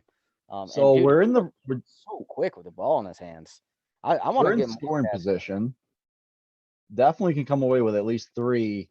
Still a minute to go. Pittsburgh's got 2 timeouts. It is important that we kind of milk this clock a little bit more. Make sure Pittsburgh can't march down and get at least another field goal. So, Yeah, well, uh, what we're like the 25 here. yeah, we still got room for a first down and we can milk this some more. So, At this point, I'm not worried about milking the clock. I'm worried about getting Nice. a touchdown. All right. 2nd and 10 for you. Yeah, I just watched the first down Okay. incompletion to Devontae, which honestly, that should have been an easy 8 yards. Rodgers throws a bad pass. Well, he's gonna throw it back to Devontae. Yeah, I don't know what happened on that first down. Like that looked like a pass he should have made in his sleep. But I'm on 2nd down now, and you're telling me he goes right back to Devontae. So let's hope it's a good thing. Yeah, this is the Devontae drive. It looks like. Yo, Tay, what are you doing, dude? Just if I were He got him, the I would. first down. Yeah, he picks up an extra 4 yards, but like kill the clock, man. I don't want to kill the clock. I want to run down. I don't We want to. still got 2 timeouts, dude. We got 2 timeouts. I know, but listen, man, I've seen the way this offense bogs down in the 10-yard line, and I just don't want to get us in a high pressure situation. It's fine. It's fine. We're All doing right. just fine. Well, I Damn it. just saw Devontae drop a ball. Yeah, Devontae. Well, it clearly is the Devontae drive now.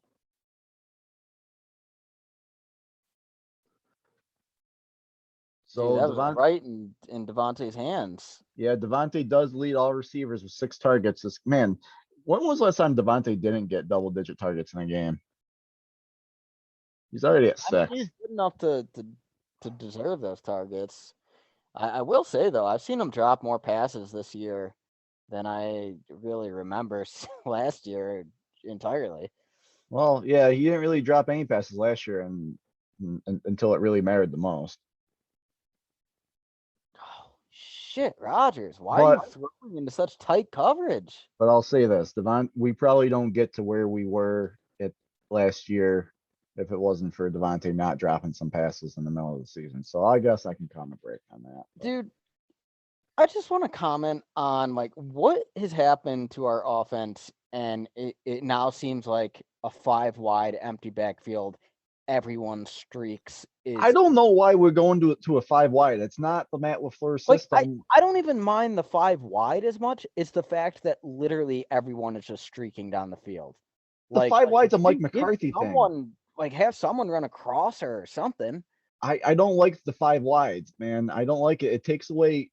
It makes you too one-dimensional. There's no threat. I mean, I guess at this point in the game where you're at, I guess you're not going to fool the defense that. That's not true. That's not true. The timeouts we have on a 2nd and 10, you absolutely could run the ball or you could throw a screen. Like, I don't think 5 wide's the way to go there. I sure as hell don't think you just run everyone on a go route like I that. would love to see some advanced statistics to see how many times we've gone 5 wide this season compared to like the last couple seasons with LaFleur. I feel like we're going 5 wide way more than we ever have. Yeah, I I mean, don't know I if do I don't think. know if it's because it's Rodgers last year here and we're just letting him Well, roll around, or I think Rodgers likes the 5 wide. I think it well, lets yeah, him it run gives him the more field, options. and I think that as his relationship with LaFleur has developed, he probably has more say in the playbook. Um, I imagine when we transition to the Jordan Love era, you're not going to see much 5 wide. No, and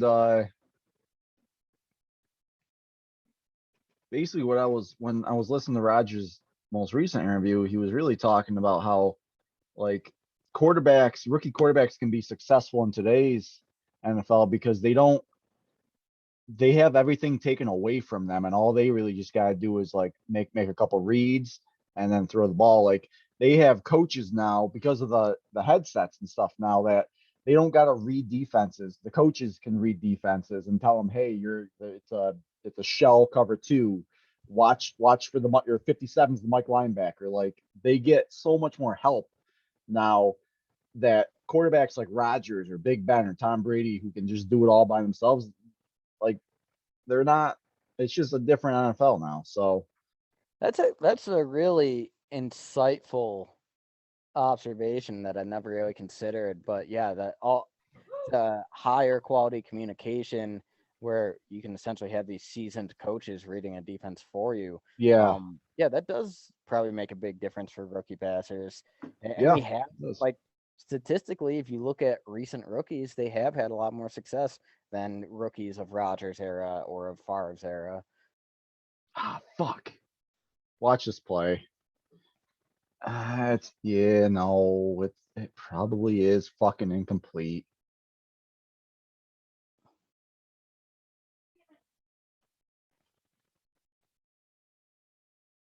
They fucking oh my god.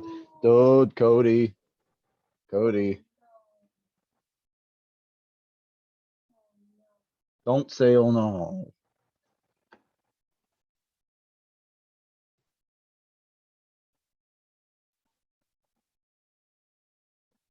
Thank God. We're good. You see third down play? Yeah.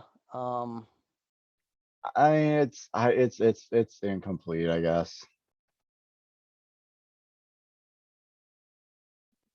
yeah. Dude, and we leave 2 timeouts on the board. This is what I was saying, man. Tell Run me, game. Oh, shit! yeah, I was gonna say Crosby out there, right? Are you fucking kidding me?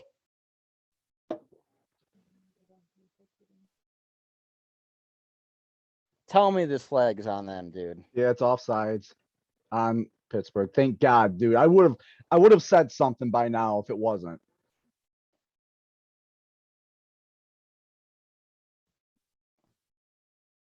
That would have been worst fucking case.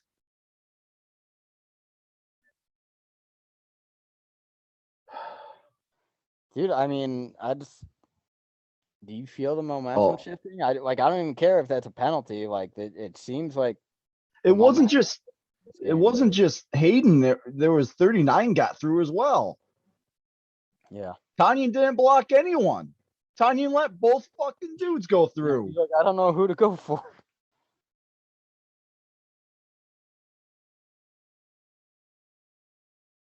Our special teams has been the Achilles heel once again so far in this game.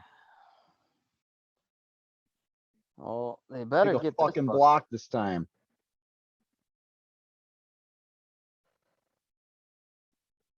We make the kick. Oh my god. All right, man. Well, if we make the kick, that means we're up a touchdown at the end of the half. Oh no, there's 5 seconds left. They could fucking return it.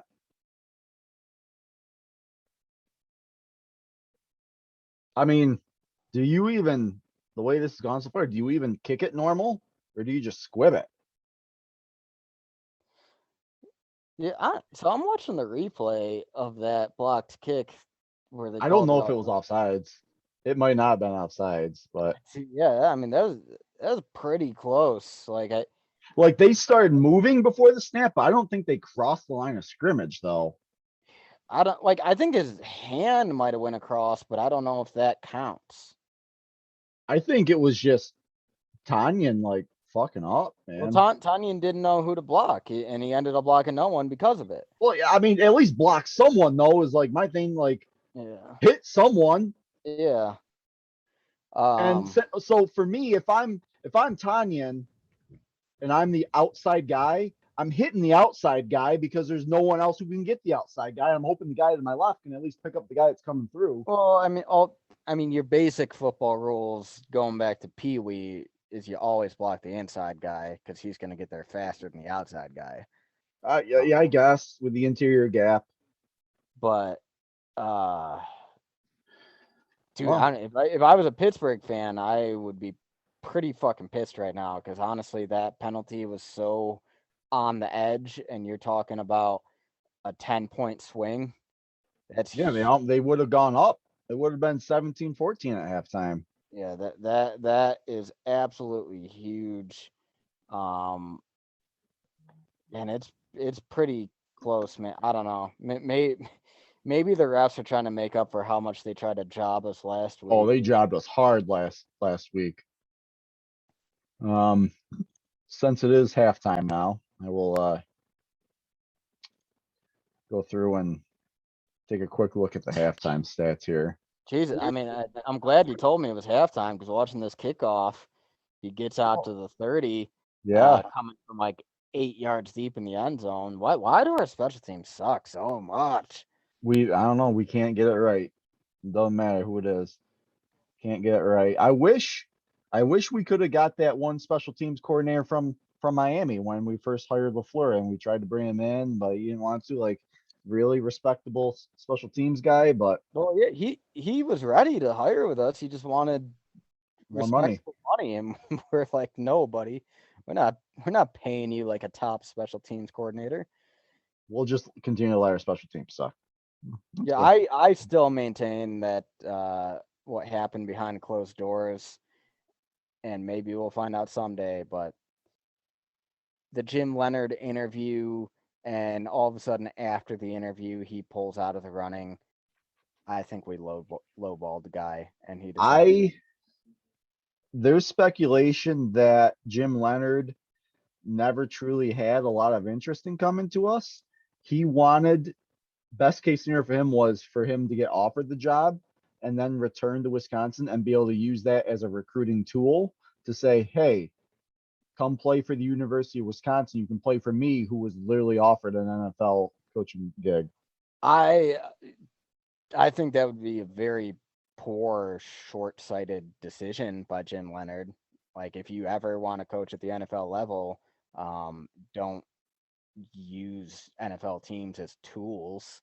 Uh, I don't know. It's a little easier. It's a little bit easier to like keep your job and stuff in the college ranks when you play for a powerhouse team like Wisconsin. I mean, the NFL year to year turnover when you're in college and you're getting the best high school recruits year in year out, and the level of quality of play is vastly wider. I mean, I don't know, for job security wise, I'm sticking with college ranks. But if I want the thrill and exhilaration and like legacy and like build a legacy thing, I'm going the NFL type thing. I mean, what do you yeah, want? It depends on what you want. So, well, Rodgers and Big Ben, not exactly a dueling game so far, but one touchdown from each of them, both over 100 yards, both with one sack. Our running game is running a very, very respectable 4.9 average right now. I mean, yeah, and dude. that's even Honestly, with we're looking at between Jones and Dillon, we got 13 carries. Rogers has 22 passing attempts and a run of his own. yeah. Uh, I don't super love our balance right now. I would kind of like to get a little more run commitment. We should, especially with the way that we're running, especially with AJ Dillon averaging 6 point. I know it's a small sample size with 4 carries, but 6.3, not bad, Dude, not bad I'm at I'm all. still fun. Jesus Christ, man. We left 2 timeouts on the clock. We didn't have to just fire deep shots away to the end zone every time. Like we had the option to run as we were moving into the goal line there. And I think that could have changed the complexion of things where maybe we get a touchdown instead of a field goal. Yeah. It seems to be a consistent problem with the Matt LaFleur Aaron Rodgers combo is that once we're in the red zone, we abandon the run. Yeah. I don't know. Let's see. Tay leads all receivers, both sides with 6. Deontay's got 5 targets. Tay should be well on his way to, a borderline 10 reception game, if not more. At least we're trying to spread the ball around a little bit more. I mean, Tanyan's got 4 targets, Cobb's got 4, Jones has 3. Devontae's only got 4 catches out of the 13 receptions they have. So at least we're spreading the ball a little bit more this game. I think nearly every one of those targets to Tanyan, though, it's just been like a deep seam route in Yeah. tight coverage. Like they haven't been high percentage throws. We haven't really tried to scheme Tanyan open very much. Based on the Packers defensive tackles, can you clearly tell who Big Ben's going after?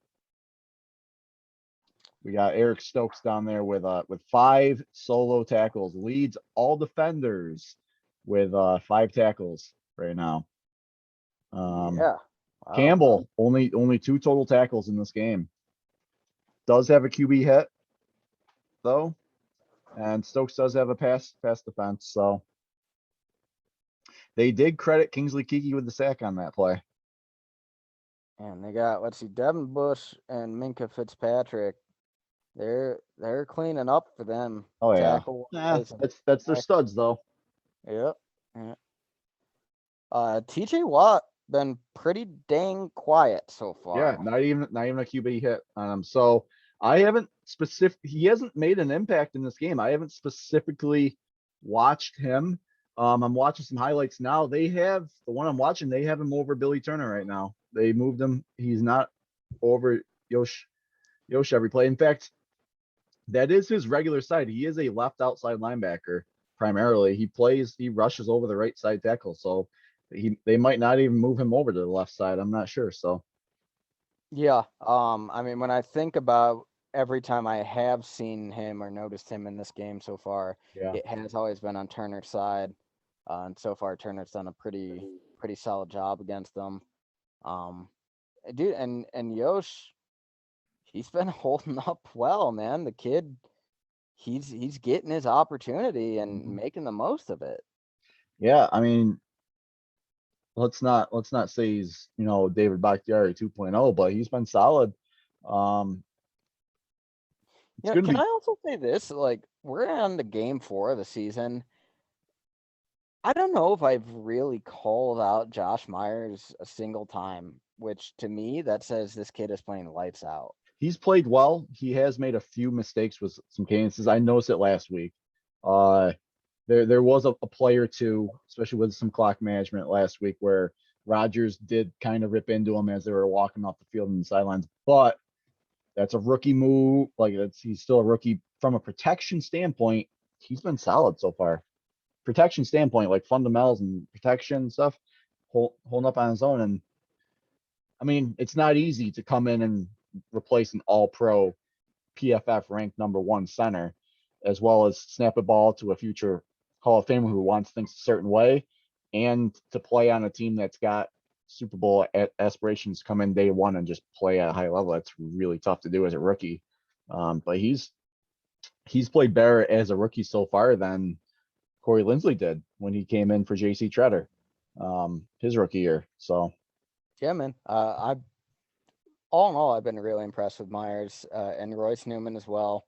Runyon, he's been a little more iffy, but yeah.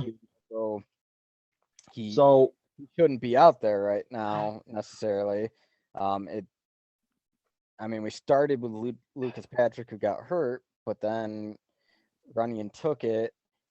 I think he's probably going to hold on to that job. I mean, Patrick, I believe, is healthy now and just sitting on the bench. LaFleur says that the best 5 will always play out there for the line each week. Now, based off that, if he holds true to that, you're kind of looking at who has played better, either Yosh Nijman or Runyon. So when Elton's ready to go, do you keep Runyon at left guard and put Elton at left tackle and sit Yosh, or do you allow Elton to move back to left guard and keep Yosh out there at left tackle and then move Runyon to the bench then? Yeah, I mean, I think Yosh has played better than Runyon. My question would be, is he capable of playing guard at all? I mean, I would He's think got with no his practice at guard physical though. frame that he should be, but we seem to only ever want to practice him at tackle.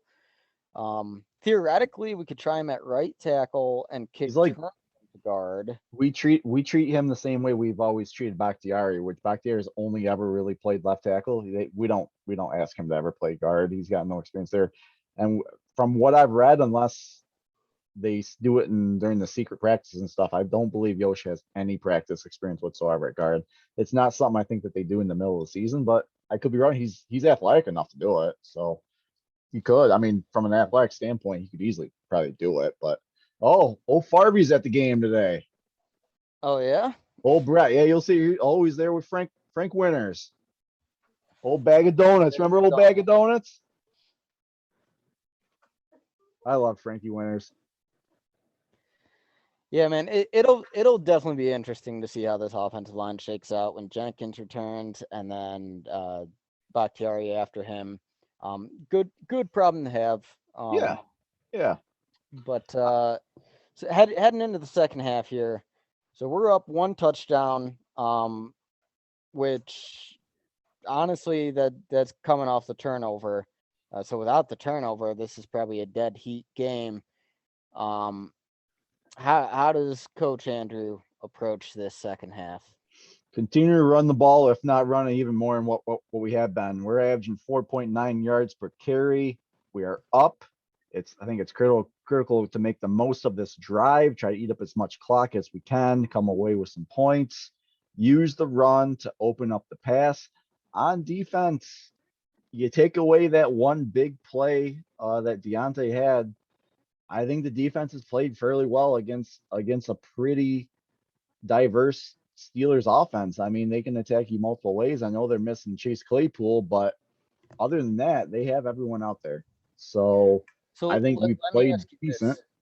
this: if they start consistently moving Deontay Johnson over to Eric Stokes' side, how do you deal with that? Would you try moving Jair, or are you just going to start shading coverage I'm gonna help? shade.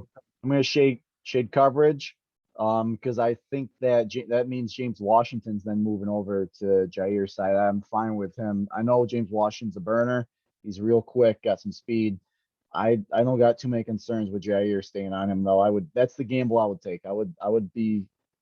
I'd feel a lot more comfortable with leaving Jair on an island one-on-one James Washington and giving a little extra help over the top to Eric Stokes. I just don't want Deontay to beat me deep. So shade Savage. I mean, holy cow, between Savage and Stokes, that's some speed, man. They should easily be able to keep up with Deontay, who's also a burner. But that'd be what I would do. Shade help over the top. Uh you kind of saw it. I noticed a little bit on the plays I was noticing. We pressed Jair. We were pressing Jair, but we were asking Eric Stokes to play off coverage. We were giving him a little bit more cushion to kind of assess the play, giving up short passes to Deontay so that he didn't be as deep. And you saw it. Big Ben immediately threw his way, picked up 7-8 yards on those 2 or 3 catches. I mean, that's the thing with that off coverage. It makes for really easy short completions. Yeah. Um, I mean, I guess the hope is that the offense makes mistakes, dropped passes, penalties, stuff like that. So But it could also just lead to time-consuming drives. what I would do is I would try to switch more. If you have faith in the defensive line, which has played pretty well so far, I mean, we haven't penetrated a ton, but played well against the run. I try playing a little bit more nickel, moving the nickel to Deontay's side and ask that nickel to play a cloud coverage where he kind of, plays up close to the line while Stokes plays off. That way he can jump any routes for like a bubble screener thing. The nickel can kind of shadow and take away that short pass while Stokes is playing up. I mean, I know it ain't Madden, bud, but whenever I play, man, that coverage gives me the most difficult. It's extremely hard to pass to your outside receivers when the nickels are pressing and the corners are playing off. I mean, it's a tough coverage to beat, man. So Yeah, and I mean, I will say it's interesting that we haven't really talked about our nickel, Chad and Sullivan, very much this game. Roethlisberger hasn't really tried to target him at all. Um, Juju only has 1 catch for 9 yards. yeah. All right. So for me, the game is back. I just saw the first down play. Yep. Okay, so I'm on kickoff still. Yep, just kicks it out of the end zone. Yeah, man. So I think my plan would be pretty similar to yours offensively. I want to recommit to the run here. I feel like Mm-hmm. we're starting to go a little bit like bombs away offense, and that's not how we're going to beat this defense. So I want to see commitment to the run, and I think that's going to open up the pass, particularly play action. We haven't really seen a lot of play action in this game. And then on defense, yeah, it seems like the primary riddle right now is, have Eric Stokes slow down Deontay Johnson. Other than that, we've really been containing their offense pretty well. Yeah. They have a total. I mean, we've got them under 150 yards. And Pittsburgh's known for just having their big games where they throw, 500-yard games.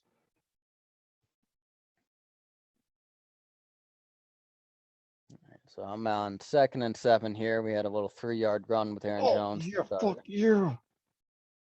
2nd and 7, play action. Rodgers throws the ball away.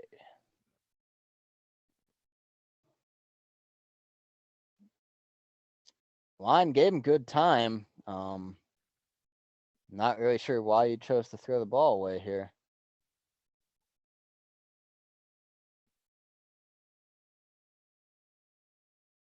I guess maybe there was more pressure than I initially saw. All right, so this puts us in 3rd and 7. You're gonna be happy. I think we're going to Devontae. Is that what we're doing? No. Ooh, Randall. Yeah. Hey, man, Randall's coming through.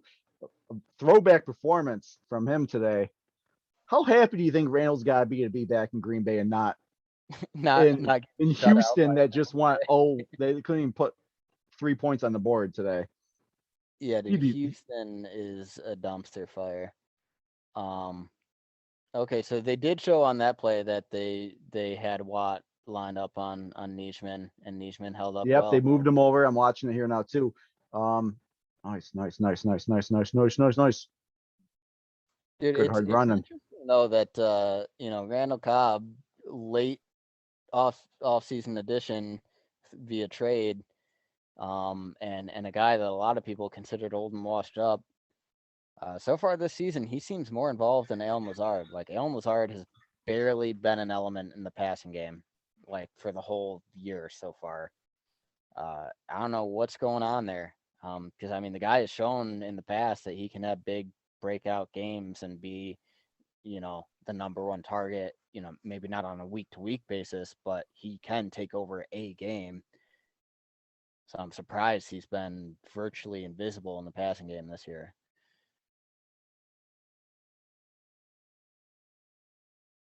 Ooh, Aaron Jones, nice little bounce back.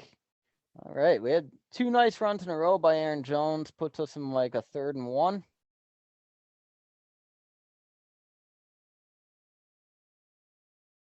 Hey, this is where I just bring in A.J. Dillon and say, go get us a yard, man.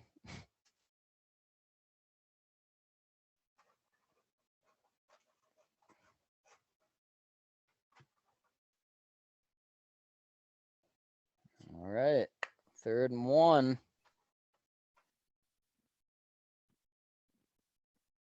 Is that Dillon in the backfield? Yup. You getting that first down, young man? Yeah, that's a first.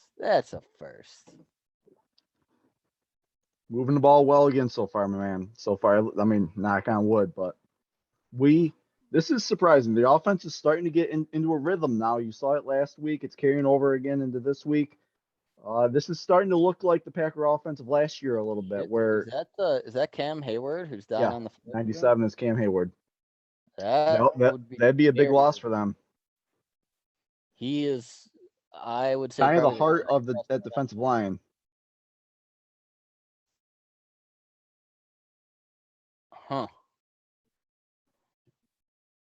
Yeah, I mean, if Cam Hayward went out, then I would say run it until they prove they can stop it. Mm-hmm. Same. Even when he was in there, we were having some success running it. So just, I mean, who knows? I have no faith that we stick to the run ever. I just haven't seen it this year. It's like watching the Kansas City offense where you got a good running back, but you also got Pat Mahomes, who just freaking like you want to throw it 50 times a game because you got Pat Mahomes, we got Aaron Rodgers, but you also got Aaron fucking Jones back there, dude. Like, run the goddamn ball. Yeah, I mean, I would say based on the flow of this drive so far, and it does seem a little bit run heavier, I suspect we're setting up a deep play action shot. So we are getting there a little bit. You mentioned the halftime stats where I believe it was 12 rushes to 22 passes or something. Something like that. So far there's 24 passes and 18 rushes. We're coming close to 50% now. The closer we can get, I think we should be around 50. There's some weeks where I would really prefer to be over 50% rushing. There are some, but by year's end, I would want us to be about 55% pass, 45% run. Yeah, That's yeah, why I'd feel the sweet spot for our offense be. When yeah. you're in I'm shootouts, not we're gonna pass more, but I love. I mean, I'm old school. I played fullback in high yeah. school. I love those games when it's just you run it down their throat. Like Oh yeah. if I were a San Francisco fan in the championship where they like had to pass like 8 times total, like that would have just delighted me. We just that's not been the Green Bay offense for like my entire life, pretty much. Maybe Amon Green's like 2003 season was probably the closest. 2003 or four, I don't remember which, but he had like almost 1900 rushing yards. Uh, but yeah, dude, for the most part, Yeah. I always expect us to be a pass first team, and it's brought a lot of success. I just definitely like to see more I balance there. I know it's decades and decades ago, but Green Bay really first hit its prominence as a running team under Lombardi. We rushed the ball. In fact, I just learned the other day that Lombardi's playbook only had, I think, 44 plays in the entire playbook. And his thing was, you're gonna like the play you're about to see here. His thing was he didn't even care if the defense. Nice. He didn't even care if the defense knew that you were going to run the ball because it didn't matter. If you executed and hit your assignments, it doesn't matter if the defense knows you're running the ball because they can't stop you. So it's funny on that first down, they had Devin Bush blitz into Rogers, and he touched Rogers more fiercely than Jair Alexander touched Yeah. Jimmy Garoppolo last Oh, I week. know. I didn't see any roughing the passer call here. Instead, Rogers had a sidearm it and just barely missed Devontae for what probably would have been a nice Oh, game. did you see the? Oh, you're not watching the Jones play yet, Oh, then. I'm watching the Jones play right now, and Okay. that is very nice. So we do get a pass interference call on that, or roughing the passer call. On the Jones play? Yes. Oh, all right. Well, then Oh, he's all right. but yeah, I didn't even see that. I guess I'll have to watch the replay here. But yeah, that was nice. No one was on Aaron Jones, and he just takes off for extra yardage. Uh, I'm always curious. Why don't we see more of that type of play in this offense? Aaron Jones slanting I the. don't know. You know, your guess is as good as mine, dude. I don't know. I Ooh, mean, oh wow, yeah, yeah, that was yeah, obvious roughing the passer. That play yeah. was way over. Like, frankly, that should Holy cow. count toward an ejection. Like, if he Dude, gets one more play like that. since the Pittsburgh, you're look at like that graphic. Since the Pittsburgh touchdown, we've run 46 offensive plays compared to Pittsburgh, who's had 15. Shit, that play sucked.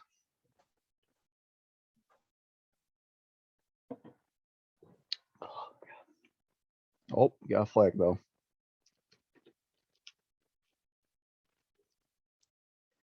I just saw the first down where it actually looks like Big Dog doesn't seal the edge and let Jones get hit in the backfield.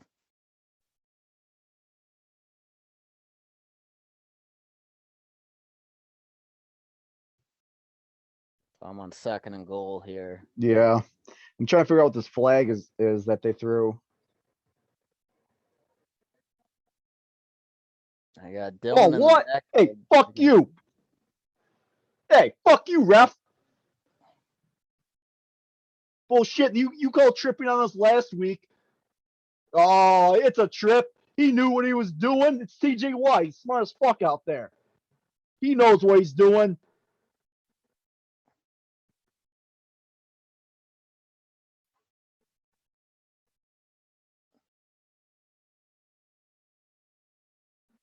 Yeah, you let him hear it. We'll meet you in the parking lot, ref. So what's going on? They're calling TJ Watt for tripping Rogers here? Yeah. I mean, yeah, throw your fucking thing, LaFleur. Yeah, it's a bullshit call and everyone knows it. Wait, so what's the call? Because what I'm seeing right now, it looks like they picked it up and they said no flag. They picked the flag up.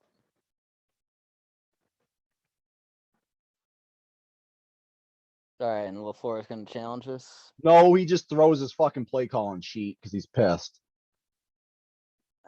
Yeah, that's tough, man. I don't know. I don't know if that would be enough to overturn it. That's pass interference now. What the flying fuck? Why are we getting screwed every single goddamn week with the refs? We can't get one motherfucking good refereeing crew. Fuck. Well, you kind of spoiled the next play. Oh my God.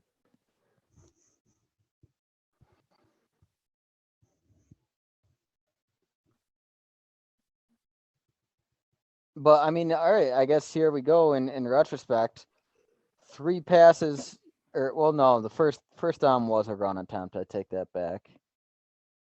It was stuffed run, and then Rogers trips trying to take off, and now this 3rd down, you're telling me it's going to be pass interference. That's not called. I don't know, man. I don't know if I would call that pass interference. Man. No, it would have been a ticky-tack call, dude. And we always get shit called against us for ticky-tack calls. We never get the ticky-tack calls in our favor. That's what I'm mad about. The one time I want a ticky-tack call to go in our favor, we can't fucking get it. Goddamn Tom Brady and the Bucs can get ticky-tack calls in the NFC Championship all game long, though, can't they? Not us, though. Yeah, every time San Francisco can get them. Every time Rodgers has tried to hit the seam up the middle, it's not worked. He's had at least 5 passes this game on the same route that just didn't work. It's time to get away from that. Like, do something else because it's not working. Like, why don't we have like a deep corner route or something, or some crossers? Like, I want to see a little more variety in our routes, man. I haven't seen a lot of variety, to be honest. Yeah, you made a good point when you mentioned it the other time when we go 5 wide. Like, we're just the streaks, man. There's no. I mean, streaks have their purpose, but I feel like we run an overabundance of streak patterns, man. Well, dude, it goes back to the fucking Mike McCarthy offense where his whole MO was like, execute, win your one-on-ones. And the idea is that if you have 5 one-on-ones, somebody's going to win. Why put yourself in that position? Why not just scheme someone open to begin with? I get it. Like the thought process there is sound, but one, you're planning on your receivers to all 5 of them, at least one of them to execute every time. Like, when you do it over and over and over again, defenses will pick up on it. They will adjust. It will be harder for you to execute. I'm not saying that's impossible, but it's harder. 2, on top of that, when you go into that too often, you put yourself into like 3rd and longs. It's a lot harder to execute on a 3rd and long with 5 wide than it is 3rd and 3 with 5 wide. It's just facts.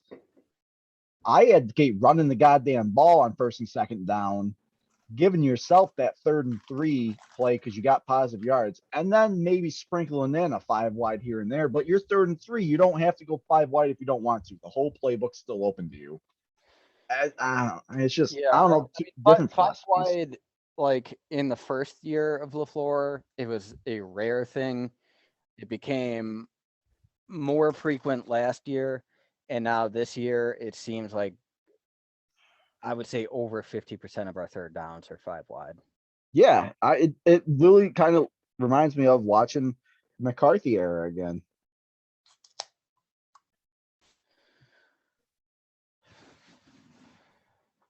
Which, I mean, that were great when you had Jordy Nelson and Greg Jennings and James Jones and Devontae Adams all on the same field. We don't have that, man. this is a 2-score game right now. We're up 10 points. But it feels like we're letting them hang around when we should be going for the Yeah, kill. it does. I mean, we are up by double-digit scores. What we need here is we need to get the ball back. No points here. A turnover would be great. Turnover would just take away confidence here, but I at least get the ball back. I like that we sent pressure on that. They gained positive yard. Well, I'm a little bit ahead of you, but Yeah, you're ahead of me. I'm looking at this kickoff where it looks like EQ hurts his core in some way, and there's also a flag on Pittsburgh. Did you notice EQ like holding his abdomen on that kickoff? no, that don't surprise me. That's what EQ was hurt with a couple years ago, was his abdomen. To be honest with you, I mean, I like EQ.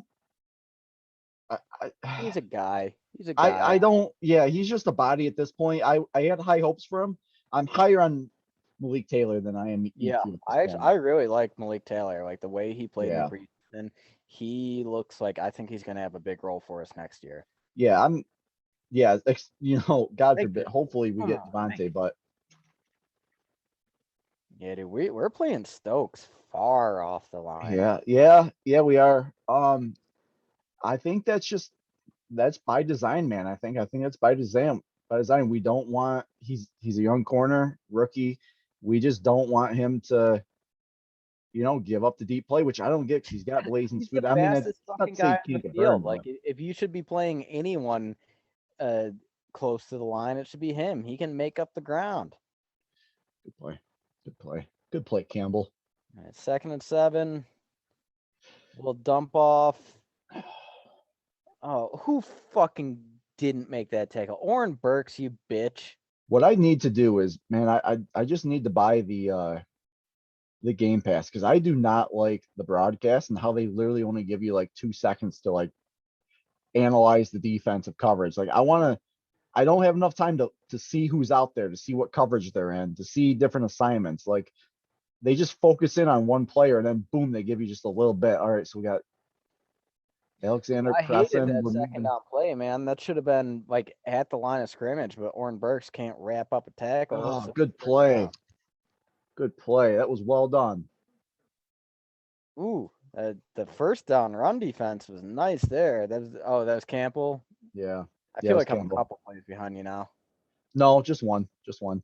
Not I just saw it on the ticker, by the way. I wanted to make a brief comment because as a former Bear, you can relate to it. Have you seen what Cordell Patterson's doing in Atlanta? No. Holy hell, dude. Just like probably the top, he's probably in the top 3 for fantasy running backs right now. He had 3 touchdowns today. Yeah, he had 3 touchdowns today. He's been killing it, dude. Interesting. Dude, I mean, he always seemed like a supremely talented athlete who just very Yeah. didn't I know mean, how to use. he's been one of those guys who's just been like an athletic freak who just, he's been a borderline bust, but he hasn't done so bad that he can't make a team type thing. So he's just like a second string, third string guy. And the way Atlanta's utilizing him though is impressive. I mean, I haven't actually watched him in person, but don't you dare throw a flag. Don't do it.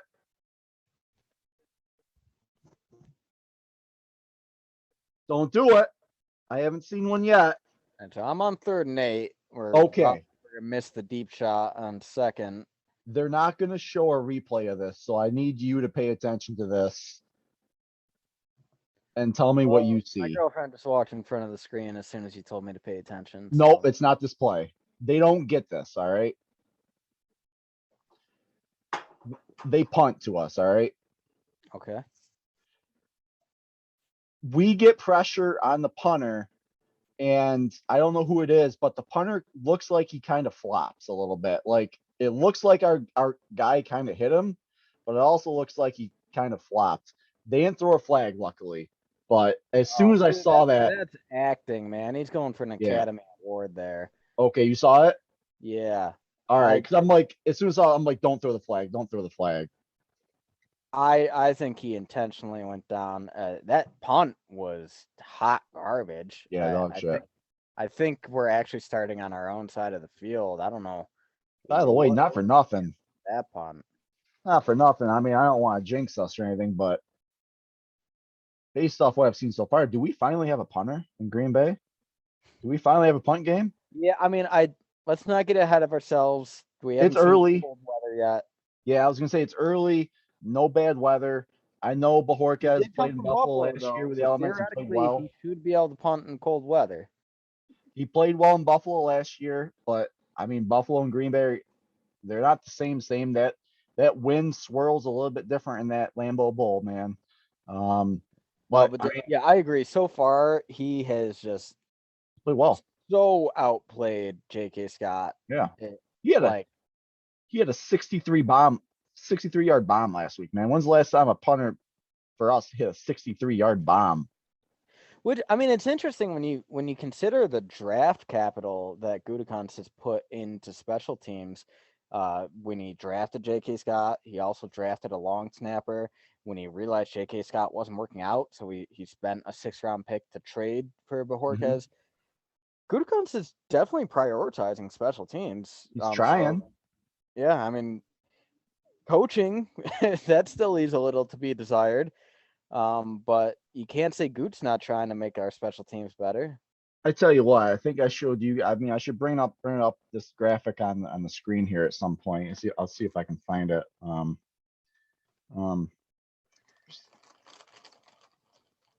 the last 10 years.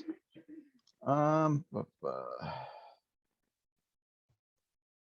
don't. If it's taking me too long to find, I'm not gonna.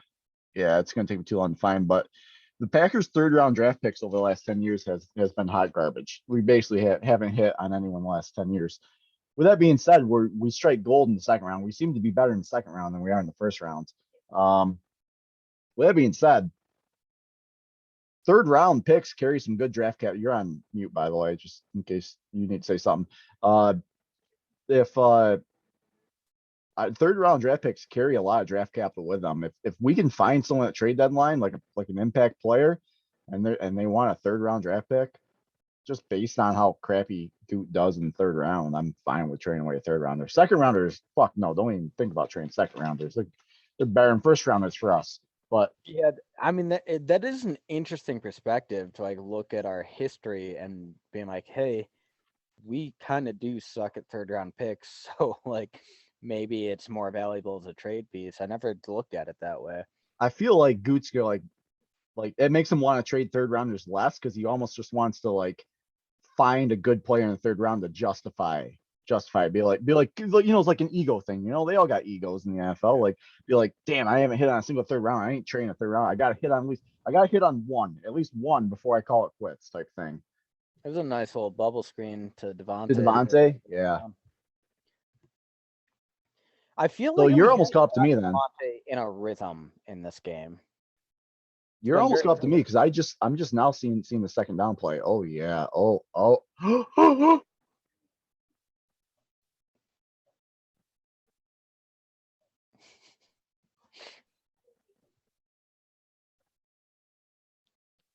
All right, so I just saw a first down where Dylan picks up like 2 yards. right. So second and 7.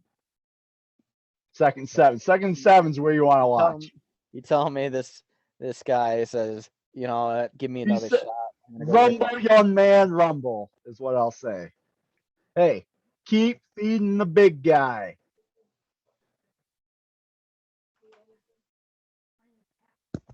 Swedish fish.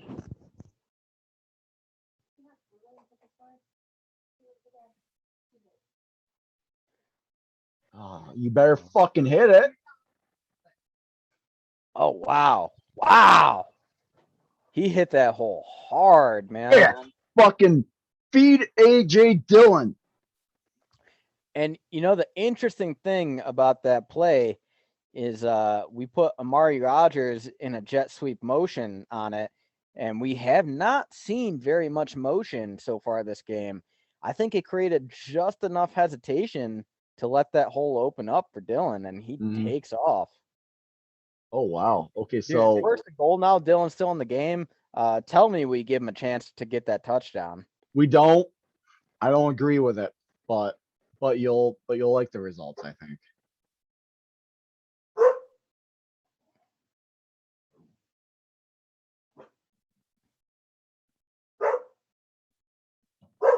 Who catches this? Randall Cobb? Randall Cobb with a 2-touchdown game? All right, Cody, we have to have a talk. We have to have a little chat right now after this. All right. Because you're about to see. Goddamn dog is losing her fucking mind right now. I guess she's a Packers fan too. You're getting up now, so you might not see the graphic on the screen, but that was Rodgers' passing touchdown. Yep. Ties, passes, Dan Marino, something like that. Yep. I think it's interesting that Devontae caught his 400th. Randall Cobb gets the 420. Yep. This is significant because for the longest time in history, Dan Marino was number one. And do you remember who broke Dan Marino's number one record to take over the number one spot? You are on mute. That would be Mr. Brett Favre. Brett Favre. Do you remember watching that game in primetime when Brett threw that pass to Greg Jennings and broke Dan Marino's record of 420 to take over the number one spot? I mean, kind of crazy. That meant such a big deal back then because Favre became the number one at that stat for, until everyone else, Peyton and Tom and Drew broke it. But Rodgers just did what Favre did all those years ago. And it's just a little tiny graphic across the screen. Like, oh, he finally did it when it was such a big deal when Brett did it like 15 years ago. Oh, I mean, the game has changed and several guys have passed Marino since then. I do think one of the most interesting storylines for this season that no one's talking about is, in all likelihood, Aaron Rodgers will pass Favre for Green Bay passing touchdowns this year and become number one. I think he has to do something like 30 touchdowns to get it. And this is Favre's. They're not. This is Rodgers' 17th season with us, which is of note because Bart Starr played 16 years for us and Brett Favre played 16 years for us. And there was talk that Rodgers might be traded this offseason, which would have also left him at 16 years, but he came back. He's playing 1 year. So he's our most tenured quarterback of all time. I do think it's worth noting that those 16 years were also counting the 3 years that he was on the bench. He also stayed at the bench for 3 years. So Favre, all 16 years when he was a Packer, besides week one was literally him starting every single game. So that's I gotta mute this for a second and go track down my dog. She's losing her fucking mind. All right, so Pittsburgh gets a pretty decent return up to the 35.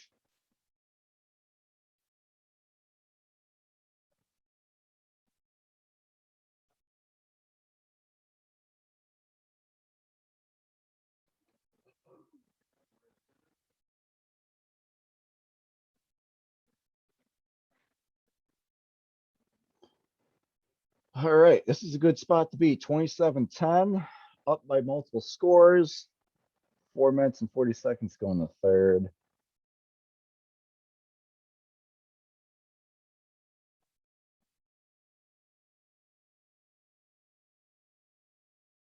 Handoff Najee Harris goes about 3 or 4 yards.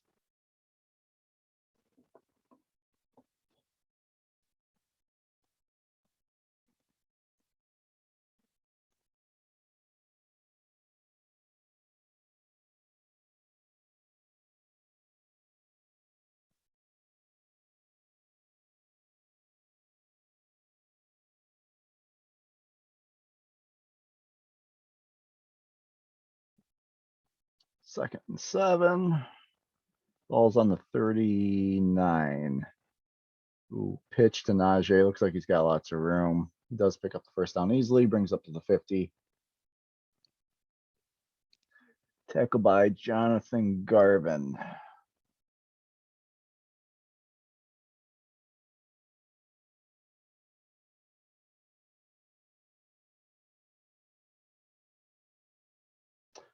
Pittsburgh going hurry up.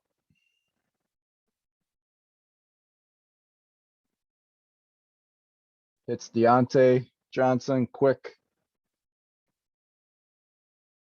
bubble screen, picks up a first down, picks up about 12 yards on the play.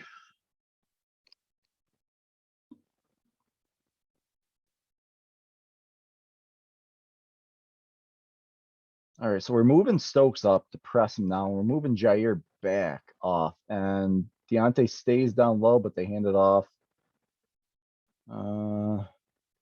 Burks gets a little trip up on Najee, but picks up about 6 or 7.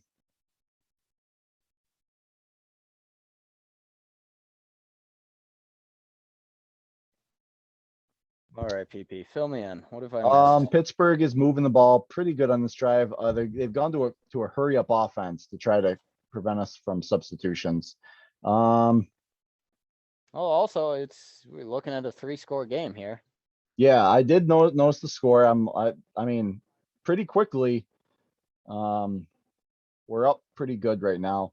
I did see this cool stat that Big Ben had 59 yards on the first drive, and ever since the first drive, he's only had 55 yards. We've done a really good job of limiting Big Ben since the opening drive, but he does seem to be moving the ball. Drive, the touchdown pass to Deontay Johnson. Besides that play, Roethlisberger just placed it perfectly. Like Jair, Yeah. technically he got a piece of it. It just wasn't enough. All right, he's throwing it deep. Please, no flag. That's just really good coverage. Good job, Jair. Quiet Johnson. That was just a good play by Jair. He's the best in the biz, dude. You're going up against the #1 corner in the NFL. I don't know what the fuck you're bitching about. God, how good is Jair Alexander, man? Just watching this kid from his rookie year to how good he is now. He's going to be the highest paid cornerback in the NFL. He shuts everyone down. Yeah, man. I still remember the night he was drafted, and I'm like, I like this kid's tape. Like he I like this tape, but I was like, who the fuck is he? I didn't hear about him. Yeah, I didn't know who he was at first, but then I looked him up a little. I'm like, yeah, I like it. Dude, I was mad because I wanted Josh Jackson in the first round. I wanted Josh Jackson. I was like, who the fuck is Jair Alexander? That is why I'm not an NFL GM, dude, because my ass would have drafted Josh Jackson in the first round and would have got myself fired real quick.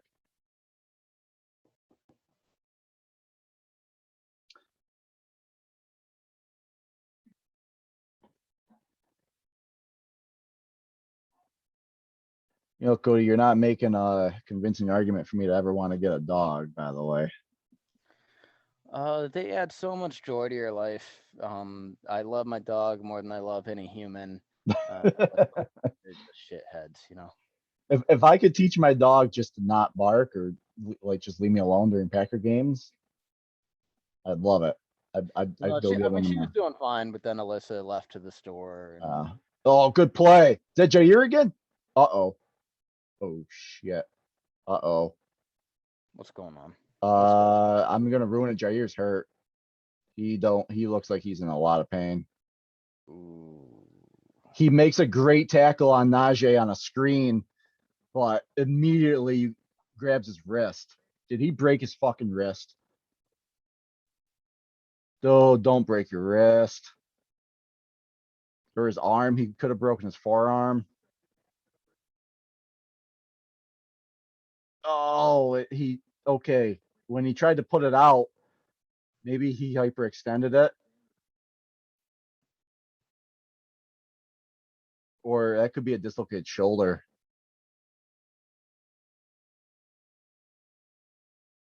It's a hell of a hit. Oh, yeah. So he puts his hand down to plant, and when he plants his hand, he immediately. All right, he did just give a flex, which looks good.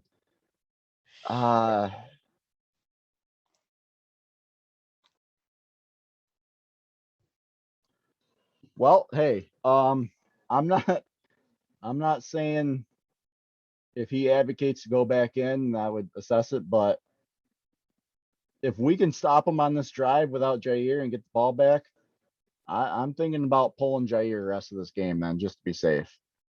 Even if it turns out to be okay. I mean, He flexed, walked off, didn't look to be grimacing in pain as he walked off, but we do got the ball because they went for on 4th down. Yeah, so if we can, nice play.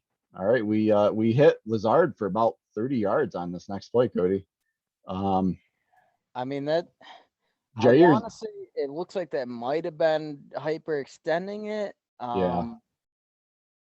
God, I mean, if you're talking about one injury we can't sustain. That's why I said, like, we're up good. If we can get, like, if we get another touchdown here, I mean, we can pretty much put the game on ice, I feel.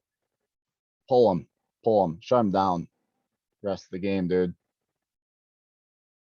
The thing is, though, if we pull him, I don't think Kevin King's healthy this week. No, he's not, which means we're So- probably putting Shamar in, but good. Hey, I mean, it'll be 4th. Oh shit. Oh yeah, that's a nice play action to Lazard there. He was wide open. Well, Cody, we fumbled the ball and Pittsburgh gets it. Who the fuck fumbles this ball? Aaron Jones, dude. Seriously? Yeah, TJ Watt recovered. Now let me watch. Do you get is it clear? Oh yeah, it's a clear fumble. Son of a bitch. God damn it. Aaron, hold on to the fucking ball, dude. Now Rodgers is gonna go into fucking hero ball mode the rest of the game. Be like, can't trust Aaron Jones. Might as well just fucking sling around the yard now.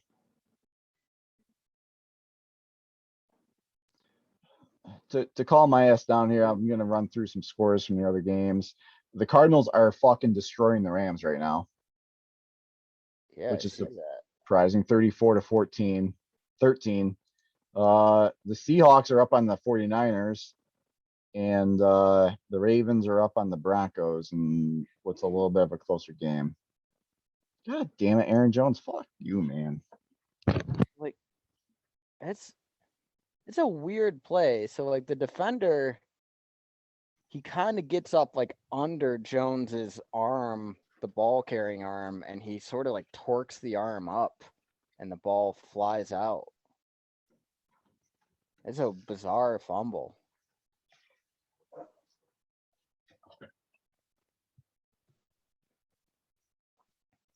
Take over for a little bit while I go and get a refill.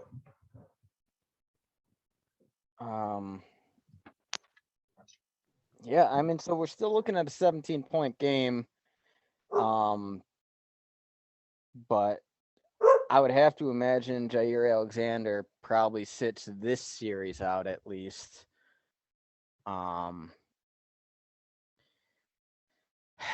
So yeah, I don't know. We could be letting Pittsburgh back into this.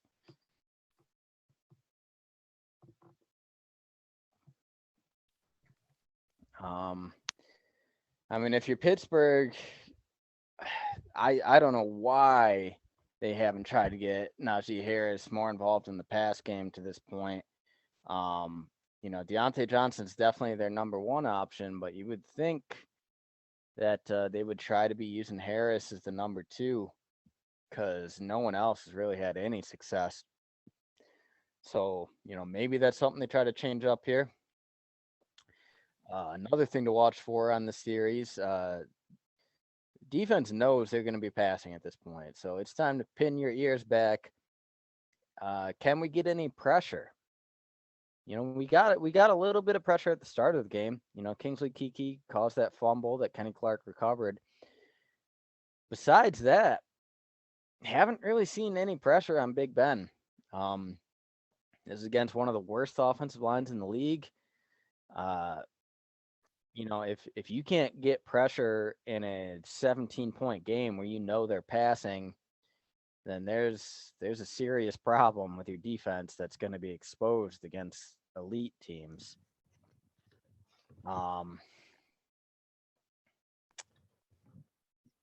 Yeah, man. So I'm hoping the defense can respond on this drive. It does look Jair Alexander getting carted back to the locker room. Oh shit, carted? I missed that.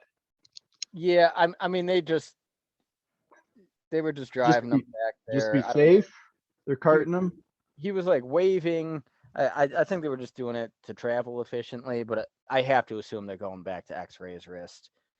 Um, so So he's if probably not it's a coming back. wrist, He's probably not coming back in this game, man. not in this game, but I mean, theoretically, technically, he could still play with a club, but won't be as efficient. I don't know, man. I don't know if I've ever seen a corner play with a club. Maybe. I mean, it's not Well, like it's a lot of well, do you interceptions. remember what they used to do with Ahmad Carroll? They used to make him practice with boxing gloves on, so he couldn't fucking grab the receivers. Yeah. I mean, I guess it's certainly possible, yeah. Which I mean, fuck, if he could play effectively with a club, I would not be opposed to that. But I yeah, mean, I guess a we're gonna club probably Jair is see. still better than most other corners out there.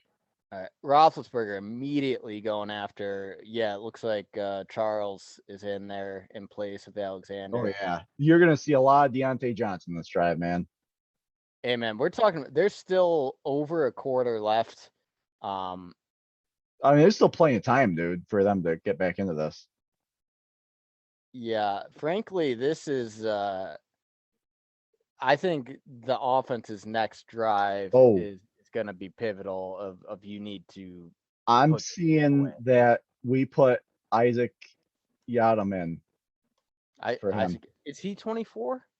Yes, and he's Okay, I thought Gene Charles was 24. though that's not. I mean, holy hell, I was watching him in preseason and shit, dude. He's hot trash, dude. He's garbage, man. Yeah, I mean he did start like 10 games for the Giants last year, but he just Hey, wasn't very good. hey, re- restate what you just said.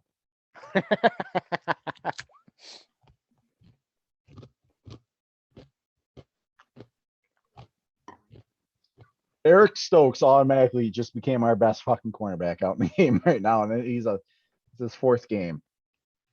Ah, that sucks. I'm gonna keep looking for some updates on Jair to see if I can get because I'm not listening to any sound on the TV. Um, I'll see if they report anything on him. Yeah, fuck man. That's that would be a devastating injury. Like we've had really good injury luck the past 2 years for the most part. All right. Packers are calling Jair Alexander's injury a shoulder injury, and he is questionable to return, according to Jason Wild, who is a Packer beat reporter. Also, could be a collarbone. They are speculating it could be a collarbone. Collarbone would be bad, man. Yeah. Collarbone, he's definitely out for multiple weeks. But the way he reacted, that didn't like Rodgers didn't react that way when he broke his collarbones. Well, I mean, it's a little bit different when, I mean, it's a throwing. I don't know. I mean, these guys' pain tolerance is so high that you just can't really freaking tell sometimes, like how significant it is. I mean, hell, like in remember when Jordy Nelson tore his ACL and he just jogged off the field and like wanted to go back in the game and just felt like he just took a wrong step or something. I mean, the man tore his ACL and got up like it was nothing. Like it's just injuries are just weird. Yeah, no, I guess yeah. Every injury is different, and some guys you got so much adrenaline going, you don't necessarily notice things at first. I think I just hope. Didn't Jordy Nelson tear his ACL against the Steelers in a preseason game too? Yeah, they're going to Deontay every time on this. I think we held them though. They have fourth down coming up. I'm still on commercial. Fuck, man. So I'm thinking next week we got the fucking Bengals, if I'm not mistaken. Dude, if there's any team that's ever needed a fucking bye week early and didn't get one, it's us right now. Dude, like Bengals passing offense has been pretty hot so far. And they've been and now Savage is down. Are you fucking kidding me, dude? Oh, I'm dead serious, dude. Savage is sitting on his ass with trainers looking at him.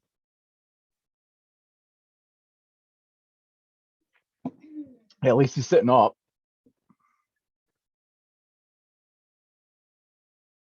Okay, he appears to be fine.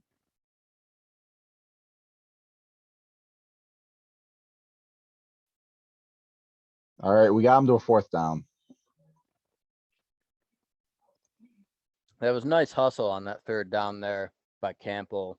Because Deontay Johnson, he was making moves trying to pick up that first, and Campbell doesn't give up. All right, well, Cody, so I mean, every year everything's different. I felt like last year we were uncharacteristically healthy throughout most of the season. Not so much this year. We got Bakhtiari gone, Zadarius Smith gone, MBS gone for 3 weeks, Elton Jenkins gone for now. Also looking like Jair could potentially be missing. If he's got a broken collarbone, man, he probably ain't coming back till the playoffs, man. It took Rodgers almost the whole season to come back from a broken collarbone. Took him like 12, 14 weeks or something. No, it wasn't that long. I think 8 weeks. Yeah, man, it's but not good. Yeah, we've had very, very good injury luck the past couple of years. Not just that. Richard Sherman just got picked up too, by the way. So yeah, that sucks. It's a bummer that we spent over $4 million on Kevin King to be absolute garbage when Richard Sherman just signed for like $2 million and several other corners on the market signed for less than King. Or if we wanted to like spend a little more, we could have signed someone like a Kyle Fuller. I think he signed for like $8 million. Mm-hmm. I didn't like the Kevin King signing at the price. Well, we might not have a choice, dude. Like Kevin, if Jair's hurt bad, Kevin King's gonna have to be a starter for the foreseeable future again. Like he's back in the starting lineup. It's gonna be Stokes and Kevin King out there. And you know what? I bet based off experience, they're putting Kevin King on the number 1 receiver. I bet they do. I just bet they do, man. I'm calling it now. I bet they do. So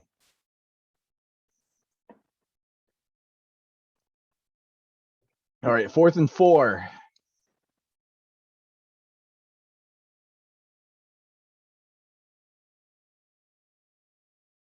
What happened? False start on the offense. All right, I'll take it. 4th and 9.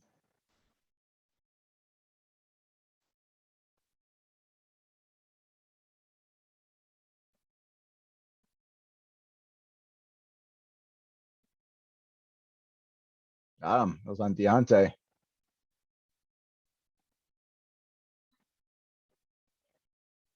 4th and 9 makes it a whole lot tougher to convert.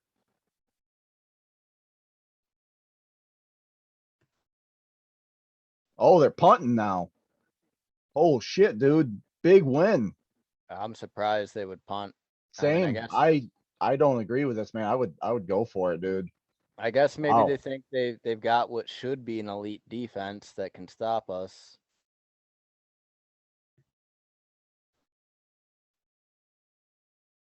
That's a good punt by them. Probably about the 5. Don't you dare put it on the 4. It definitely bounced to the 5. Goddamn asshole.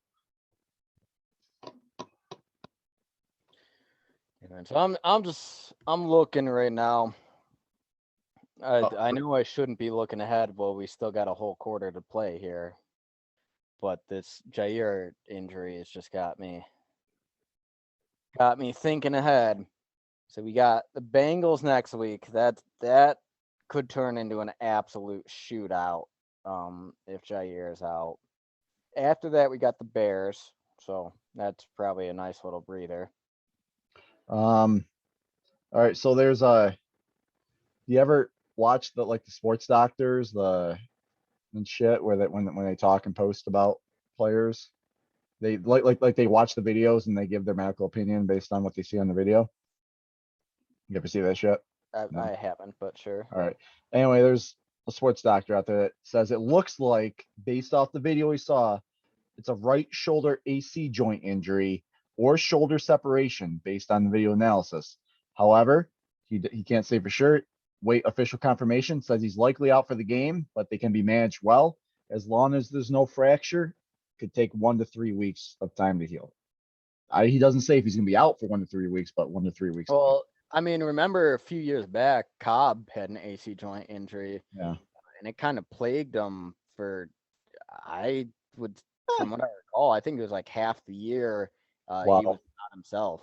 I will say a little bit different for a receiver who has to catch the ball, whereas a cornerback who just has to swat the goddamn ball away. But Yeah, again, it can hurt you with pressing and stuff. And yeah. Also, corners do got to throw their bodies around a little bit more, like actually make dives and stuff. Receivers don't have to do it as much. You know, actually, so seeing how deep Pittsburgh pinned us with this punt, like down toward our own goal line. Yeah, they're playing field position. I don't hate their decision to punt there. Yeah, if they can get a 3 and out on us, they get the ball basically right back to where it was with like a minute taken off the clock.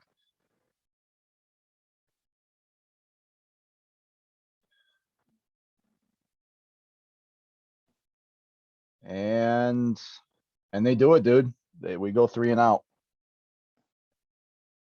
Yeah, I just saw the second down pass to Tunyon. Yeah. I haven't really loved our offensive game plan in this game.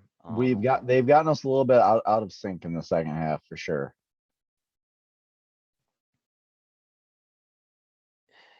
Yeah, it feels like we've abandoned the run. It feels like none of our receivers has been able to get in a rhythm. Like we've had a couple nice shots to like Cobb. But other than that, I don't know. I feel like we're lucky to have 27 points right now. Mm-hmm. That should have been a first down. Rodgers just bad ball placement to Devontae.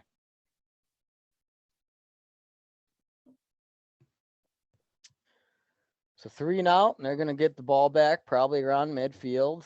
Still a 17-point game. This is an uphill battle for them.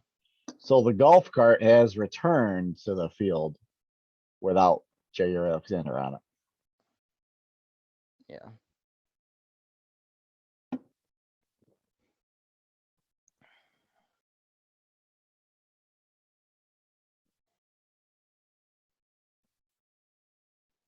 Well, I mean, we got to hold on to this one, man, right? I mean,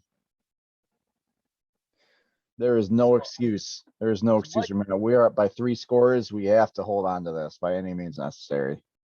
So like I said, going through the schedule here, next week, that'll be tough with Jair if Jair is out. That Bengals team has been putting up points. We're probably still the better team. We probably should win that, but it's going to be on the road. That could end up being a tough one. And Bengals have historically played us pretty good. I think they beat us the last time we fucking played them, to be honest with you. They're just one of those unfamiliar opponents. I remember we went into overtime one year and we lost in overtime to them. Yeah. So after the Bengals, we get the Bears and then Washington, which honestly, neither of those two teams, their offense doesn't scare me. Then we have Cardinals, Chiefs, Seahawks, Vikings, Rams. So I hope this injury is not longer than 3 weeks because we are gonna get fucking eaten alive. Man, I think even if he misses 1 week, man, we got Allen Robinson coming up next week. He'll fucking eat our lunch money next week. He's that good of a receiver. I'm saying like now. we can manage like the Bears and Washington. Yeah, I guess if you want to fucking Ladarius Gunter it out there, man, sure. I mean, sometimes you got to Ladarius Gunter it. But I'm just saying that there's going to be a difference in the quality, the caliber of offense between the Bears and Washington versus once we get to the Cardinals and Kansas City, like that. Okay, I'm trying to see if fucking Savage is out there again. Good play. We make some tackles. Let's see. Burks is getting a lot of playing time in this game, man. He just made the tackle I just watched.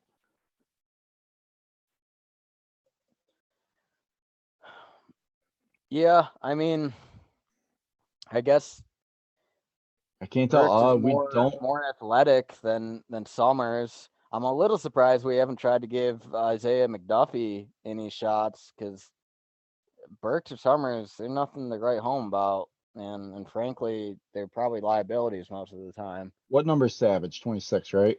Yeah, Yeah, he's back out there. All right. well, that's good.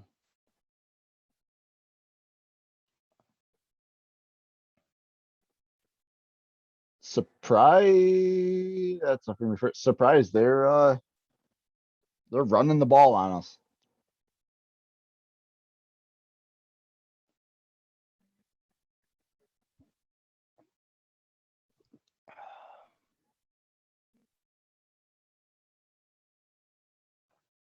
You think we're going to see Aaron Rodgers pass Dan Marino's touchdown record in this game? He's Not in tied this right game. now. No, I don't think in this game. Jesus. That was tough running. Nice. Took that. Hey, dude, you remember the time that CBS put the Titans and the Jets on and I missed the entire first quarter of the Packers game?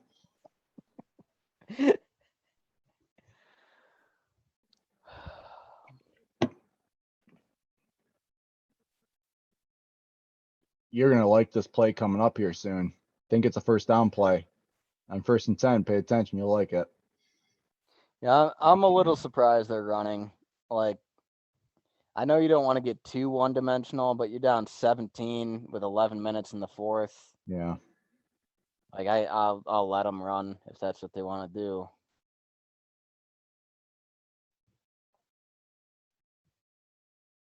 So I got 1st and 10 at about midfield. Yeah. All right. This will be the one you like. Who Gary. is that? Is that Gary? Is that Yeah. Gary Rashawn getting his Gary. first sack of the year? Yeah. Rashawn Gary finally showing up, making a play in the fourth quarter. That was a very interesting sack because, Right? like, the offensive lineman is definitely between him and Roethlisberger, but Gary, like, leaps up, grabs onto Roethlisberger's jersey, and pulls him down. That was bizarre.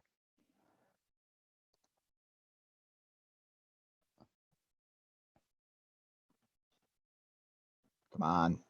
Come on. Come on, defense. Why are you playing off? Why are you playing off coverage so bad? Oh, you guys are going to kill me. You guys are going to fucking kill me, aren't you? Yeah! Great fucking play. That's basically probably on Big Ben for doing that because he's really made a really bad call on that. But All right, well, I just saw a 3rd and 5 where it's an incompletion. So are you telling me there's a good 4th down play coming up? maybe. Oh, surprise he didn't get a fucking call on that. Big Ben's limping off the field right now. Is there a bigger quarterback in the NFL that just gets hurt on just regular fucking plays more than Big Ben? Oh, dude, he's a statue, man. He takes hits.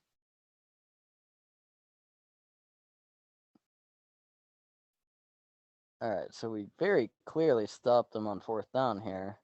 Yeah. You're talking All right. about him limping off the field? Yeah, he limps off field. He does kind of get hit at the end of the play. I almost thought that.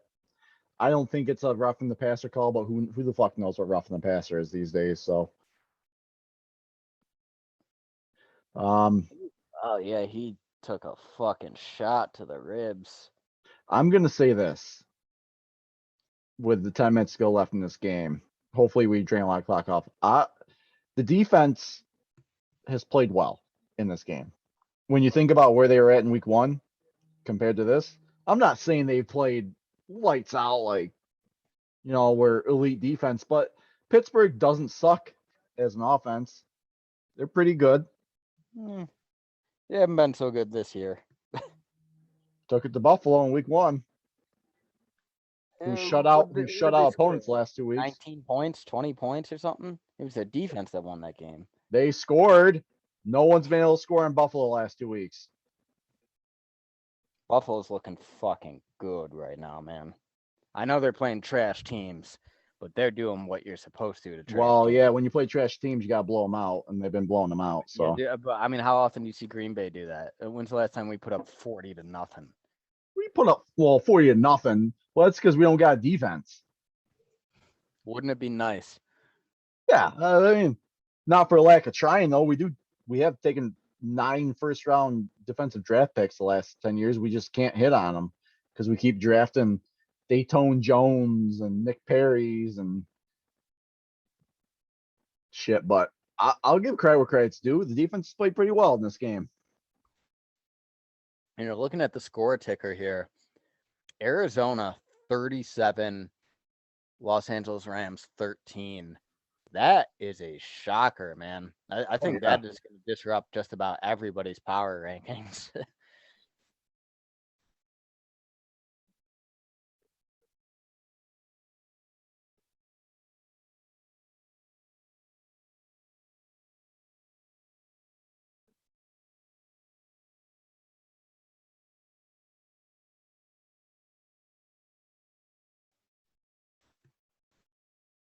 Yeah, I mean, Pittsburgh, their sideline looks like they're ready for this game to end now.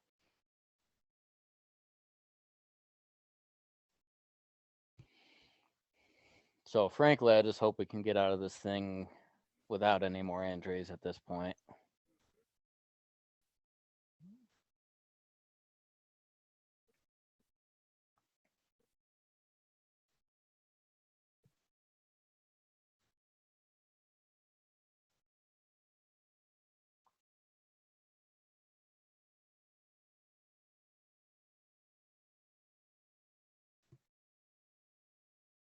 You having a stroke over there? What's going on? Yeah, I'm just thinking.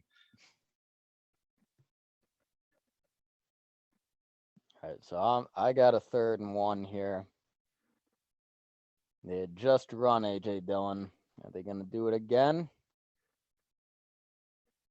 Looks like it. Yep, and he picks it up. Tough running.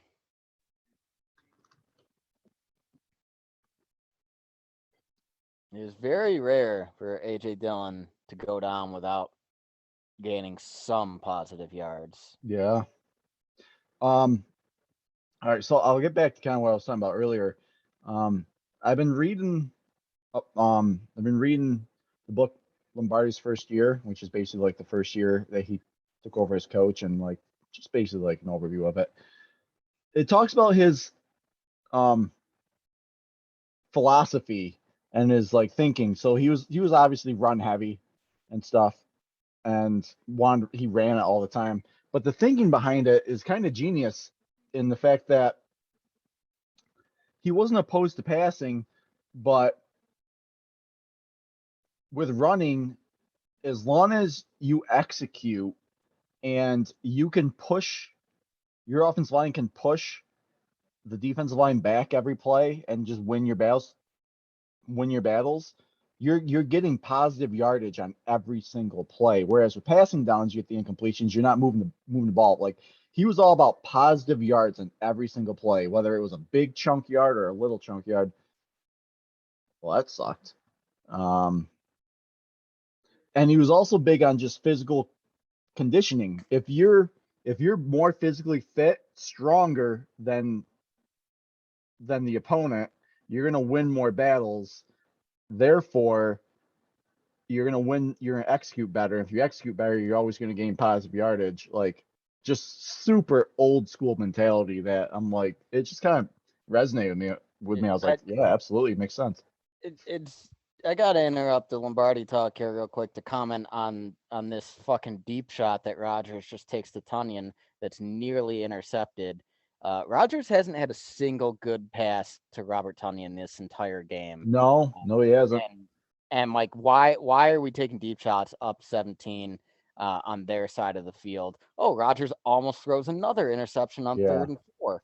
Like, come on, just run the fucking ball. We were running it down their throats before this. Yeah, I don't agree with that. So I especially don't agree with it now that you're about to see what happens. So we call a timeout.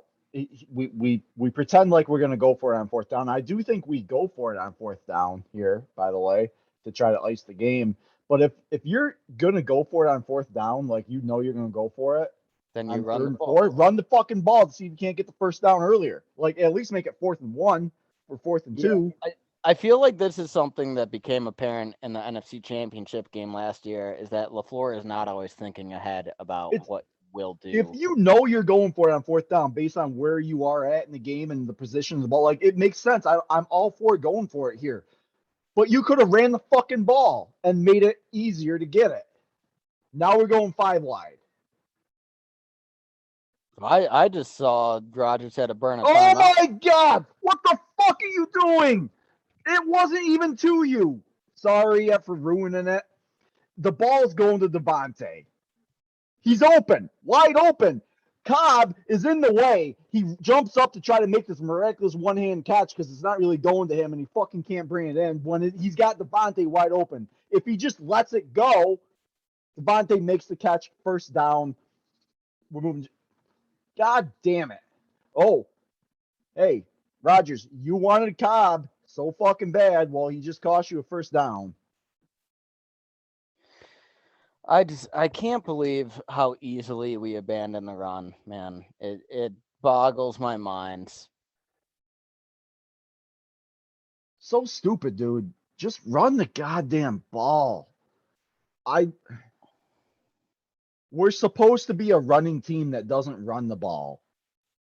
You signed Aaron Jones to this big ass contract, and you don't give him the ball in the fourth, or even AJ Dillon, who's that's literally the thing, dude. designed for this. Drive, AJ Dillon was tearing them up. He was falling forward for 6-7 yards a run.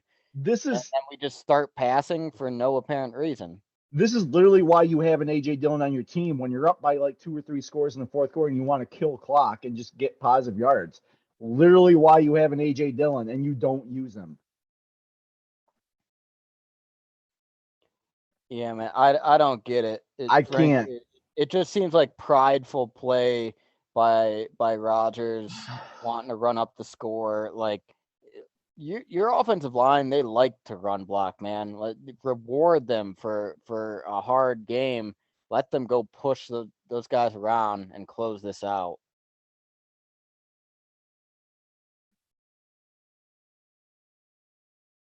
Jesus Christ. I mean, I still think we're safe. They've got under 7 minutes left to get 17 points, but like it should never get to this point, man.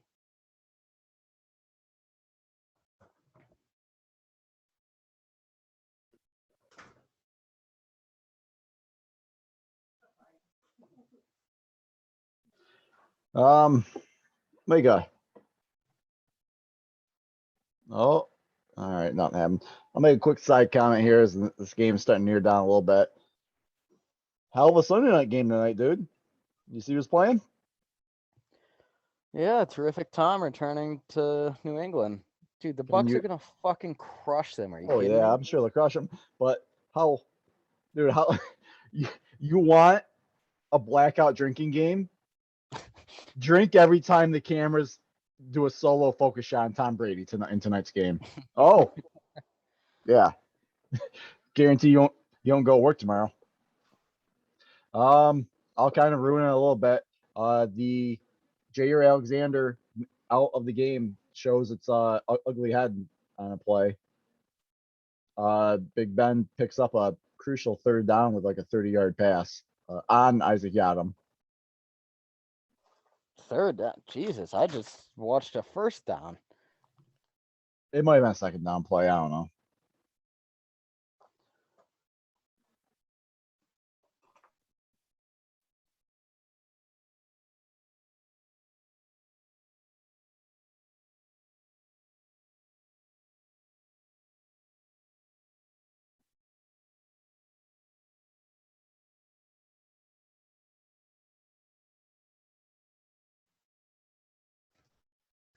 Oh, come on. Oh,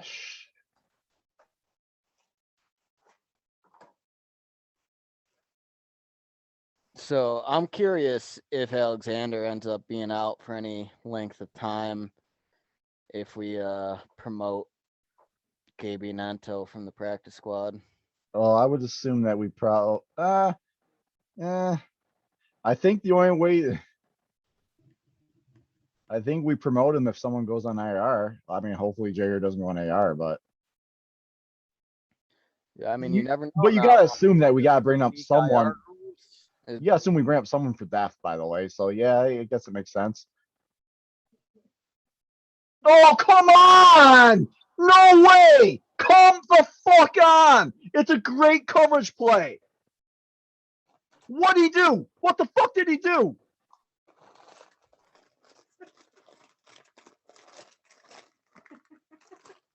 No!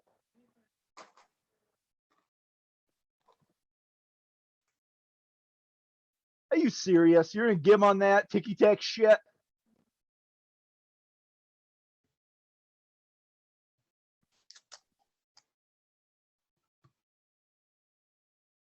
Dude, I swear every single ref in the league is lactose intolerant. That's why they fucking call this shit on us.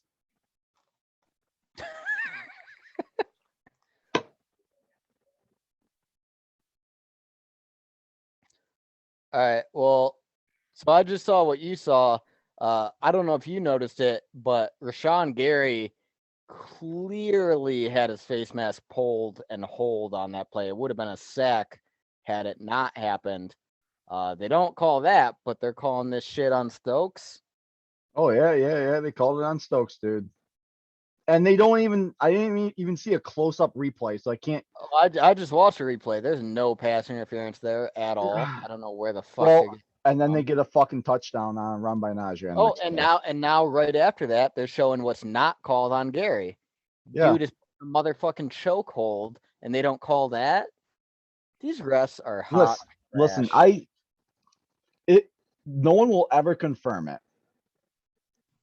And I really didn't believe it when I was younger, and I still don't really believe it now, but there's some theory out there, I guess you probably could believe.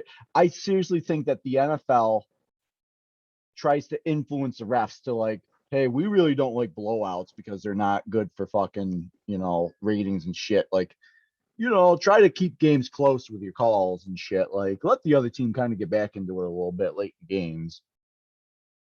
Unless it's Tom Brady, then he's got to win. It boggles my mind that for the multi-billion-dollar industry that the NFL is, they don't even have full-time refs. You're hiring dudes part-time to come in. They're so fucking tight, dude. They literally just care down to the penny, man. Why do you think the NFLPA always has to fucking almost threaten to go on strike every time the contract's up? Because the NFL won't give them any liberties.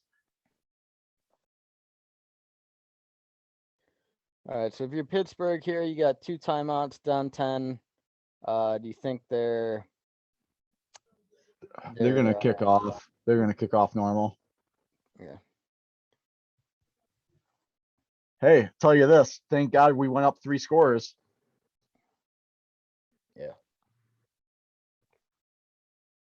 Yeah, honestly, this has not been a good second half for us. No, it hasn't. The second half. How many? Wait, now what?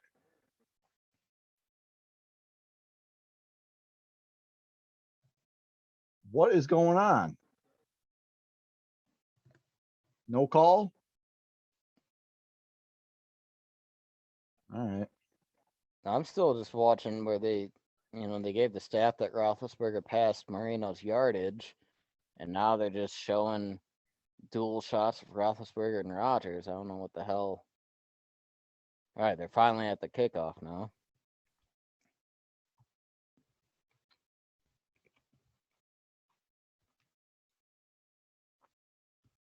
Please run the goddamn ball.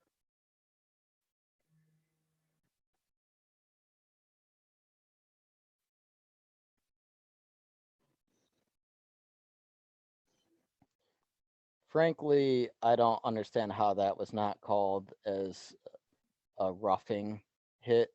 The player on the kickoff The Green Bay player clearly knelt. He took a knee to the ground, giving himself up, and he was hit afterwards. How is that not called? That's ridiculous. Like this league claims to care about player safety, but it's only if the player is a star that is going to have a financial impact on the league. Like that is bullshit.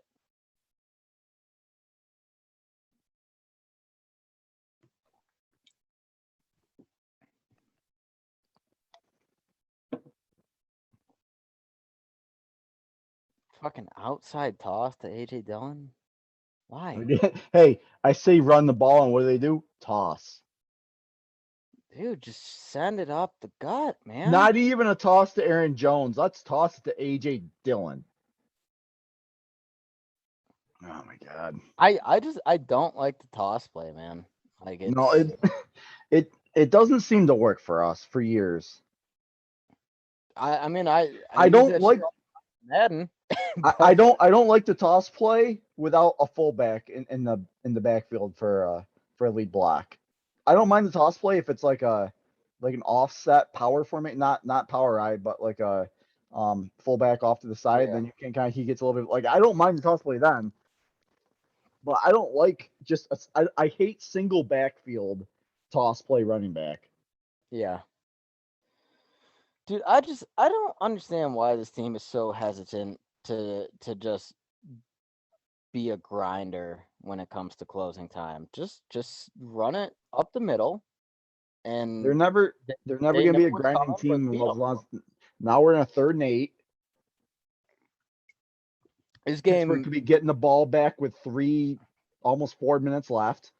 yeah, no, this is getting way fucking closer than I feel comfortable with All right right, now. hey, we pick up a first down. Thank you, Devontae. Thank God for Devontae, dude. If we didn't have Devontae, we fucked.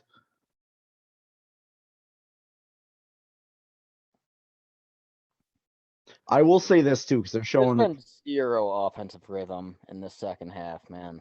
they've done an okay job against TJ Watt for the most part in this game too. I will say I don't think he's got a sack. He's got the fumble No, recovery, they but handled him well. It's just like, frankly, it's just the play calling. oh yeah, oh yeah. And just Rogers like making bad reads. Like, why do you want to throw to a covered Bob Tunyon deep down the middle like 7 times this game? I'll be honest, man. I feel like Rodgers is trying to go for another MVP this year, just trying to get those stats up there, man. Had a real bad week 1, so he's got to make up for it in the rest of the weeks, you know. Dude, that week 1 looks even worse now that we've seen how the Saints have played against other teams. We literally didn't even get off the bus to play that game, man. They were not ready to play at all. No, like it's not exaggeration to say like we could have had the same result if we put our practice squad out there. Oh no, not at all. We if they fucking tried and LaFleur got that team ready to play in that game, we should be undefeated right now. I mean, that's safe to say, man. But it's the NFL, man. It's a week to week business, dude.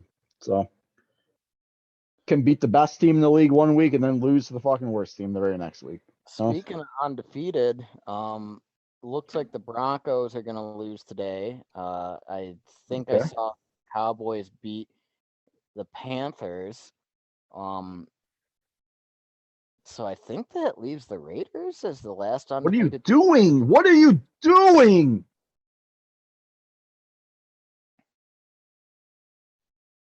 All right, so I just saw a nice tough run from AJ Dillon on 2nd down, Second. All right. So and now I'm at a 3rd and 4. get ready to yell at your TV. What are they gonna go 5 wide Aaron streaks? Rodgers is gonna do Aaron Rodgers shit. Not good Aaron Rodgers shit. Bad Aaron Rodgers shit. So looking at the division here, Detroit's 0-4, Minnesota 1-3, Chicago 2-2, and we're about to go 3-1, most likely. Cross your Possibly. fingers knock on wood. It's almost like you've never seen the Seattle Seahawks NFC Championship game, though. I don't ever feel safe after that. What is Rodgers doing? Yeah, dude, I just said that. What the fuck are you doing? Dude, what a terrible play call. What a terrible play call. He's playing hero ball like he's trying to lead a comeback right now. I know. It was what? 3rd and 4? Yeah. 3rd and 4. I'd still be fine with running the ball on 3rd and 4.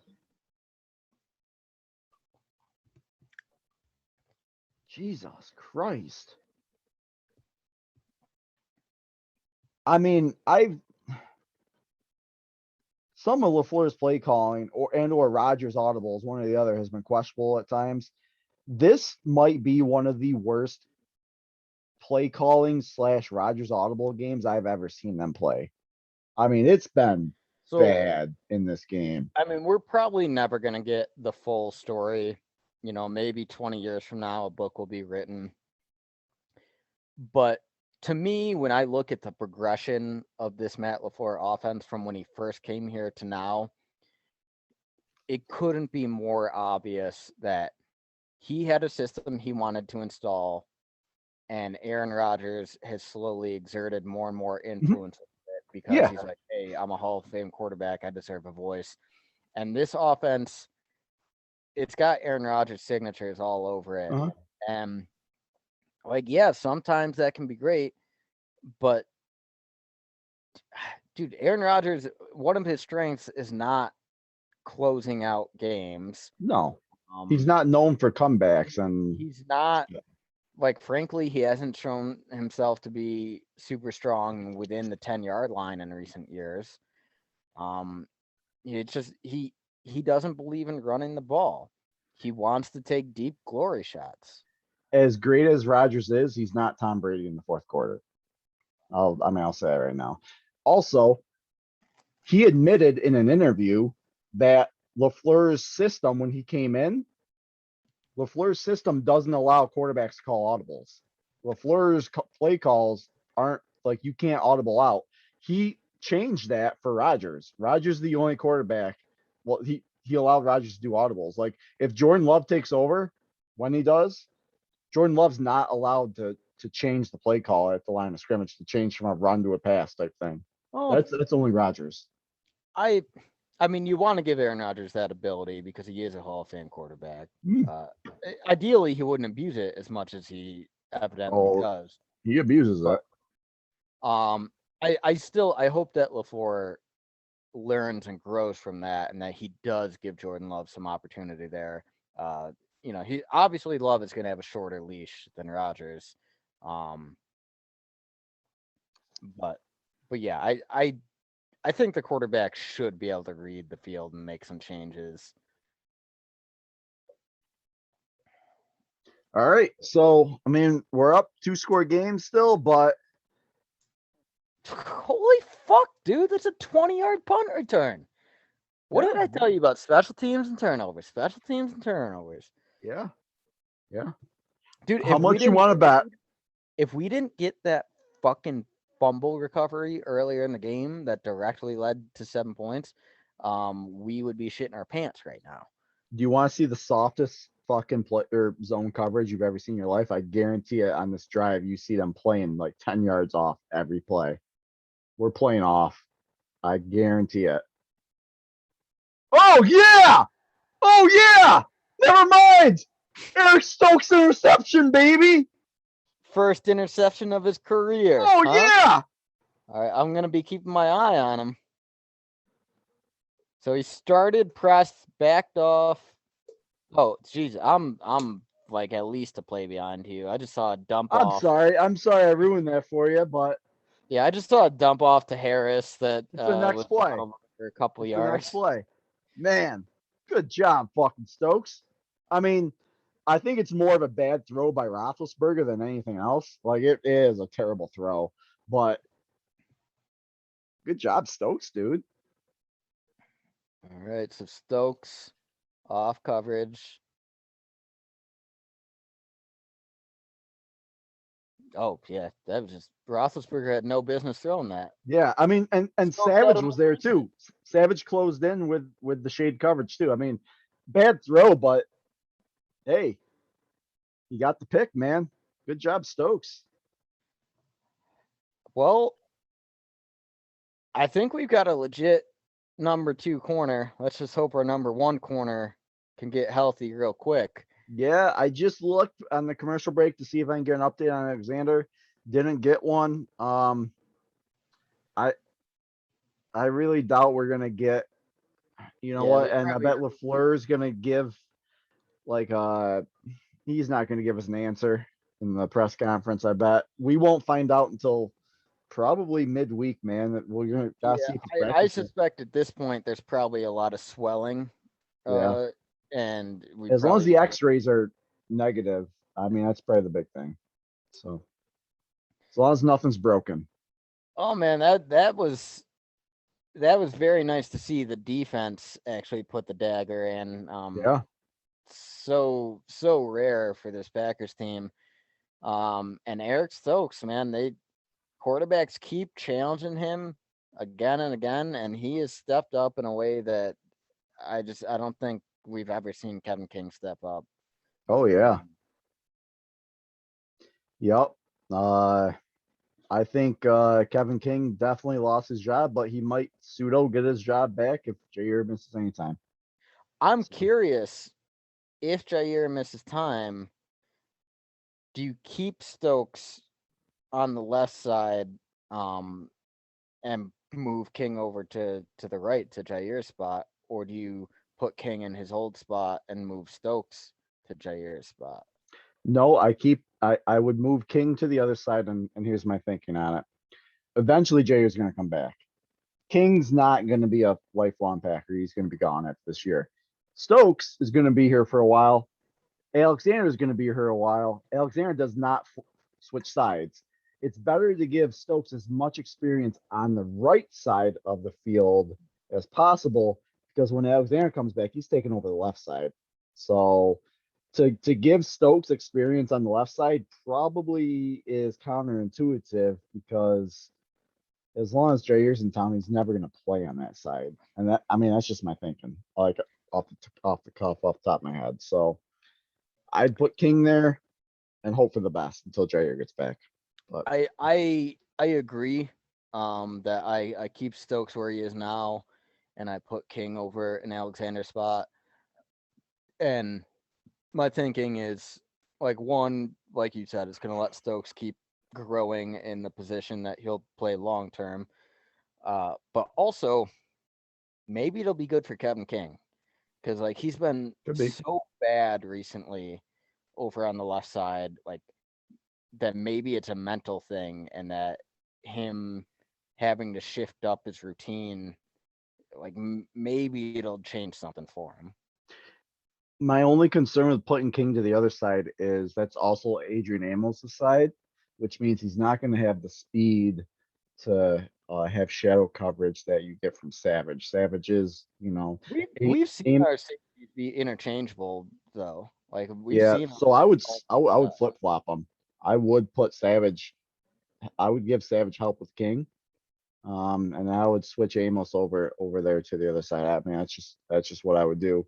Because King's more prone to getting beat deep off a speedster, whereas Savage can make up that ground a little bit better than I think Amos can. So that would be my thinking there.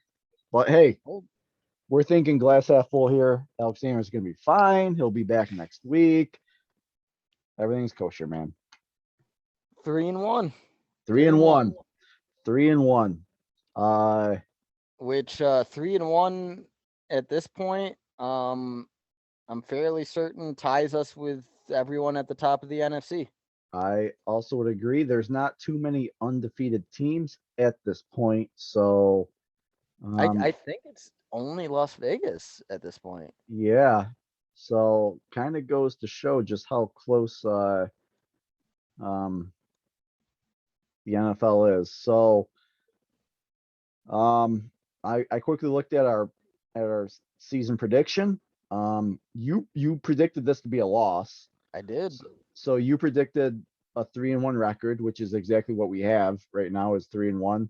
I did predict this to be a win. I'm off on this, so I thought we'd be 4-0 after this game. I mean, I still feel like we should be 4-0. We both predicted a win next week against Cincinnati. So we the next time either of us predicted a loss is week 8 against Arizona. So we have both of us think we're going to win the next 3 games against Cincy, Chicago, and Washington. And then when Arizona comes in, or when we go to Arizona, we both think we're going to lose that game. So, and by indications based off what they did to the Rams today, Arizona looks legit, man. They are a legit Super Bowl contender. So. Yeah, man. I would say looking at the upcoming schedule, before we get to that hardest stretch of the season, which starts with Arizona and ends with the Rams. I think it goes Arizona, Chiefs, Seahawks, Vikings, Rams, something like that.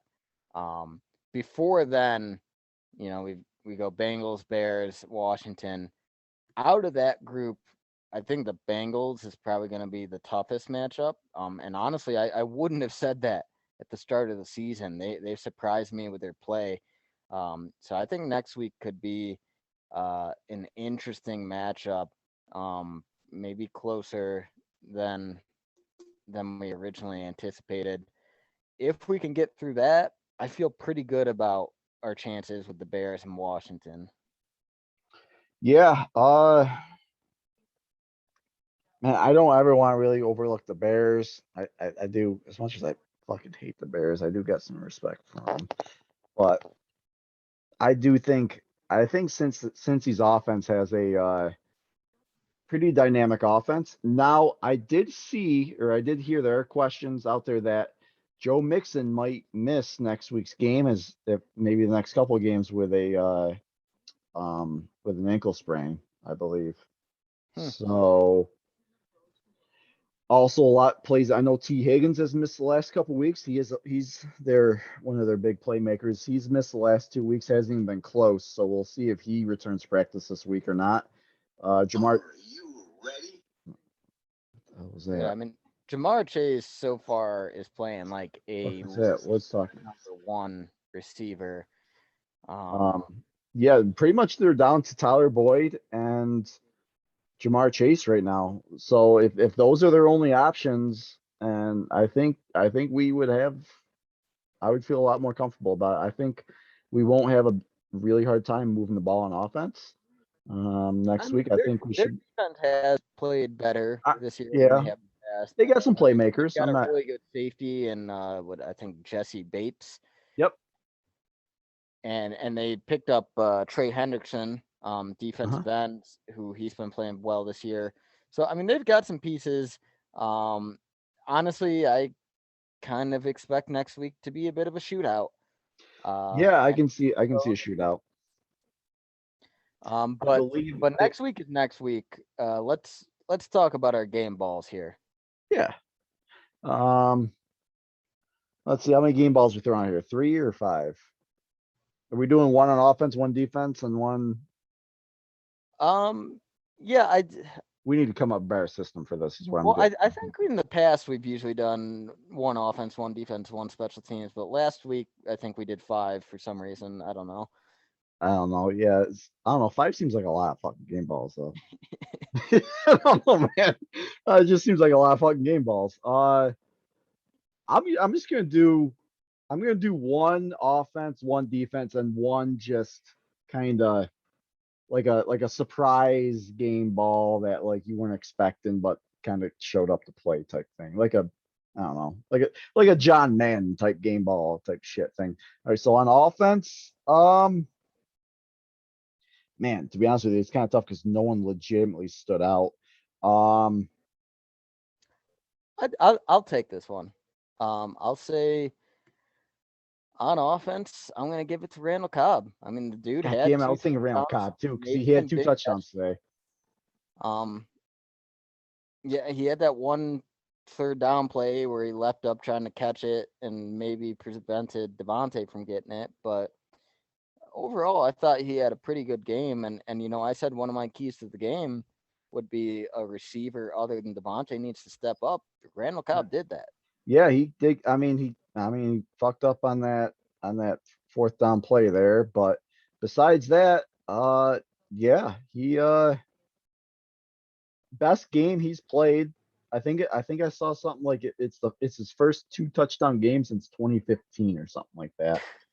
So, um, well, damn, I'm gonna give my game balls to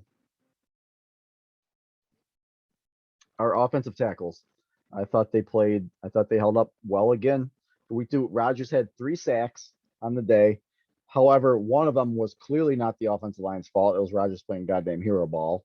One was right up the middle, that I didn't see because CBS Yeah, likes to talk. that one was 1000% Runyon's fault.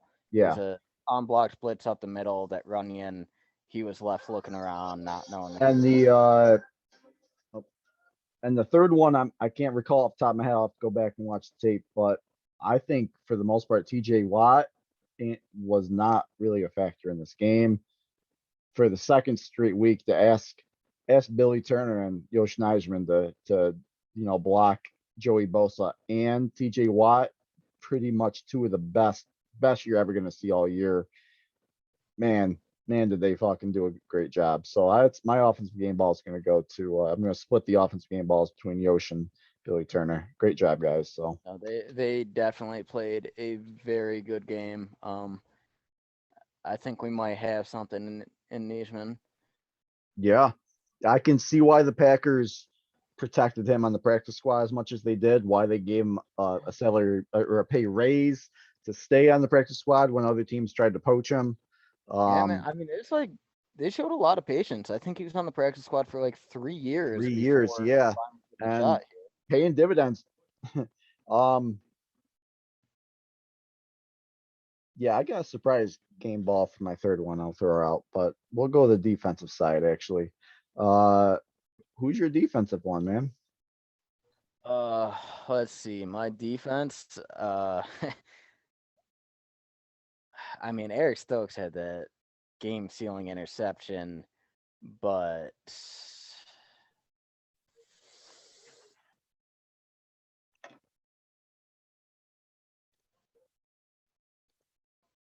I'm gonna give it to Kenny Clark because I think he God was. damn it, I was gonna give Kenny Clark too. Yeah, I think he was pretty disruptive throughout the Yeah. day, and he did have that first half fumble recovery, which really changed the complexion of the game, let us go up early. And he had to work today without Tyler Lancaster in. He was on the COVID list. And Preston Smith, he had to go out of the game for a little bit, came back in. So Kenny Clark was doing a lot on his own, and I thought he had a pretty good game. Man, I'm just gonna. I mean, I can't help it. I'm gonna have to piggyback off you on that. Give it to Kenny Clark too. Pittsburgh's running game only had they had 16 attempts for I believe 62 yards. It's good for 3.9 yards per carry, but they they could not really get a consistent running game going. Kept them off balance all game. He was disruptive on multiple plays. The longest run they had all game was 11 yards. So you take away that 11-yard gain, they probably kept them under to around 3 yards per carry. I mean, that's kind of where you want to keep him at. He was disruptive, and he's doing it without any really significant help on that line, man.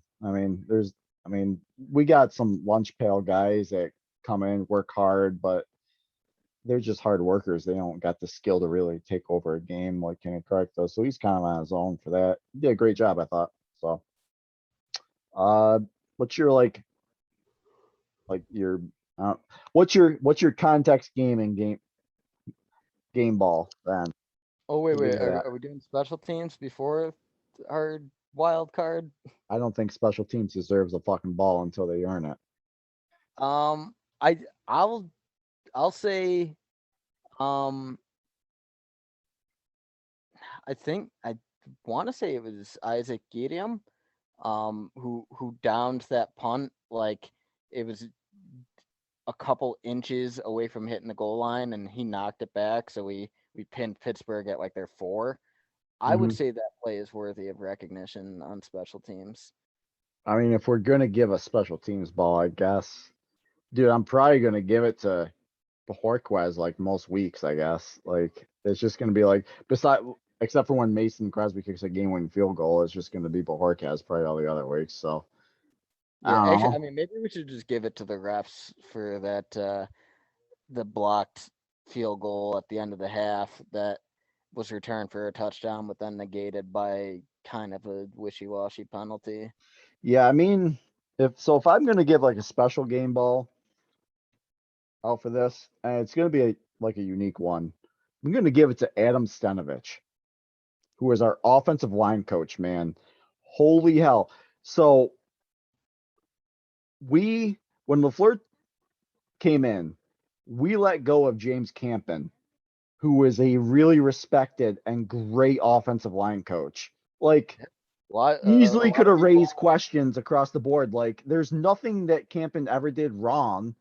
dude, He a lot of only people think he's responsible for David Bakhtiari's development. Yeah, great offensive line coach, and we let him go to bring in Adam Stenovich, who had no real experience or like he was an unknown. Before believed in him. What this guy has done in the years he's been on the floor is fucking amazing. Holy cow. If this guy doesn't, we better keep promoting him up through the ranks. Otherwise, we're gonna lose him. We will Yeah, easily I don't lose this really give guy. a fuck about Nathaniel Hackett. If it comes down to losing Stenovich, I would fire Hackett and give Stenovich the O coordinator job. What he's done with Yosh Nijman, just Myers. He helped Lindsley even take it up to another level and become an all pro center. Bakhtiari's been Bakhtiari, I guess he's still been the same. But holy hell, who else? Jenkins playing all over the line. Jenkins has Turner been playing like multiple he's responsible positions. for Jenkins and Patrick shit. playing multiple positions. Then you got This young guy, guys like Royce Newman, John Runyon. Like, yeah, Newman's a rookie. He played tackle at Ole Miss. He moves in, starts day one at right guard. It's like the offense doesn't miss a beat with him out there. Like this guy, give him a fucking raise. If anyone ever deserved a fucking raise in a business, AM Stenovich earned a goddamn raise. Go buy this guy a T-bone steak after the game, please, please, on me. I'll fucking Venmo you, dude. Just this guy is the real deal. So yeah, what this yeah, guy does for the offensive line is incredible. Like I he he I he, can't I he can't gets my argue third with game ball that, today. man. If you're giving like a special wild card kind of game ball, I think you make a hell of an argument there that Coach Adam Stenovich deserves that game ball. Because yeah, this is 2 weeks in a row against two of the fiercest defensive fronts in the NFL, and for the most part, our young, inexperienced offensive line has held up very well. Yeah, he gets those boys ready to play every week, man. Like his game prep has got to be bar none, man. Great coach. Glad we have him. That's definitely one of LaFleur's best hires he's had. So, with that being said, I'm gonna get ready to go watch Tom Brady and these Patriots. So take on the Patriots. So it should be a good game, and we should be able to do this again next week. I think we got a 1 o'clock game against Cincy next week, I believe. So it just seems All like one right, of those man. games where Well, they put on at 1 o'clock. So should be a good one. And we're well, I guess technically I can't say we're a quarter of the way through the season because now it's 17 games. But yeah, we're like 23% of the way through the season. yeah, but we're off to a winning start here. Yeah.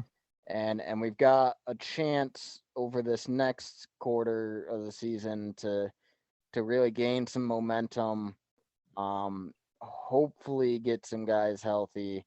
Because after that, things are gonna get much tougher. Yeah. As Coach Mike McCarthy used to say, got to get to 10 wins. That's the sweet spot. Get 10 wins. We're about a third of the way there. So hopefully we can get about halfway there by the time we come up against Arizona here in a few weeks. So I think we're gonna win next week, but go back to the drawing board. Me and you'll come up with some keys to the game, some key matchups, and we'll be back again with you guys next weekend. So go Pack, go. Till next time.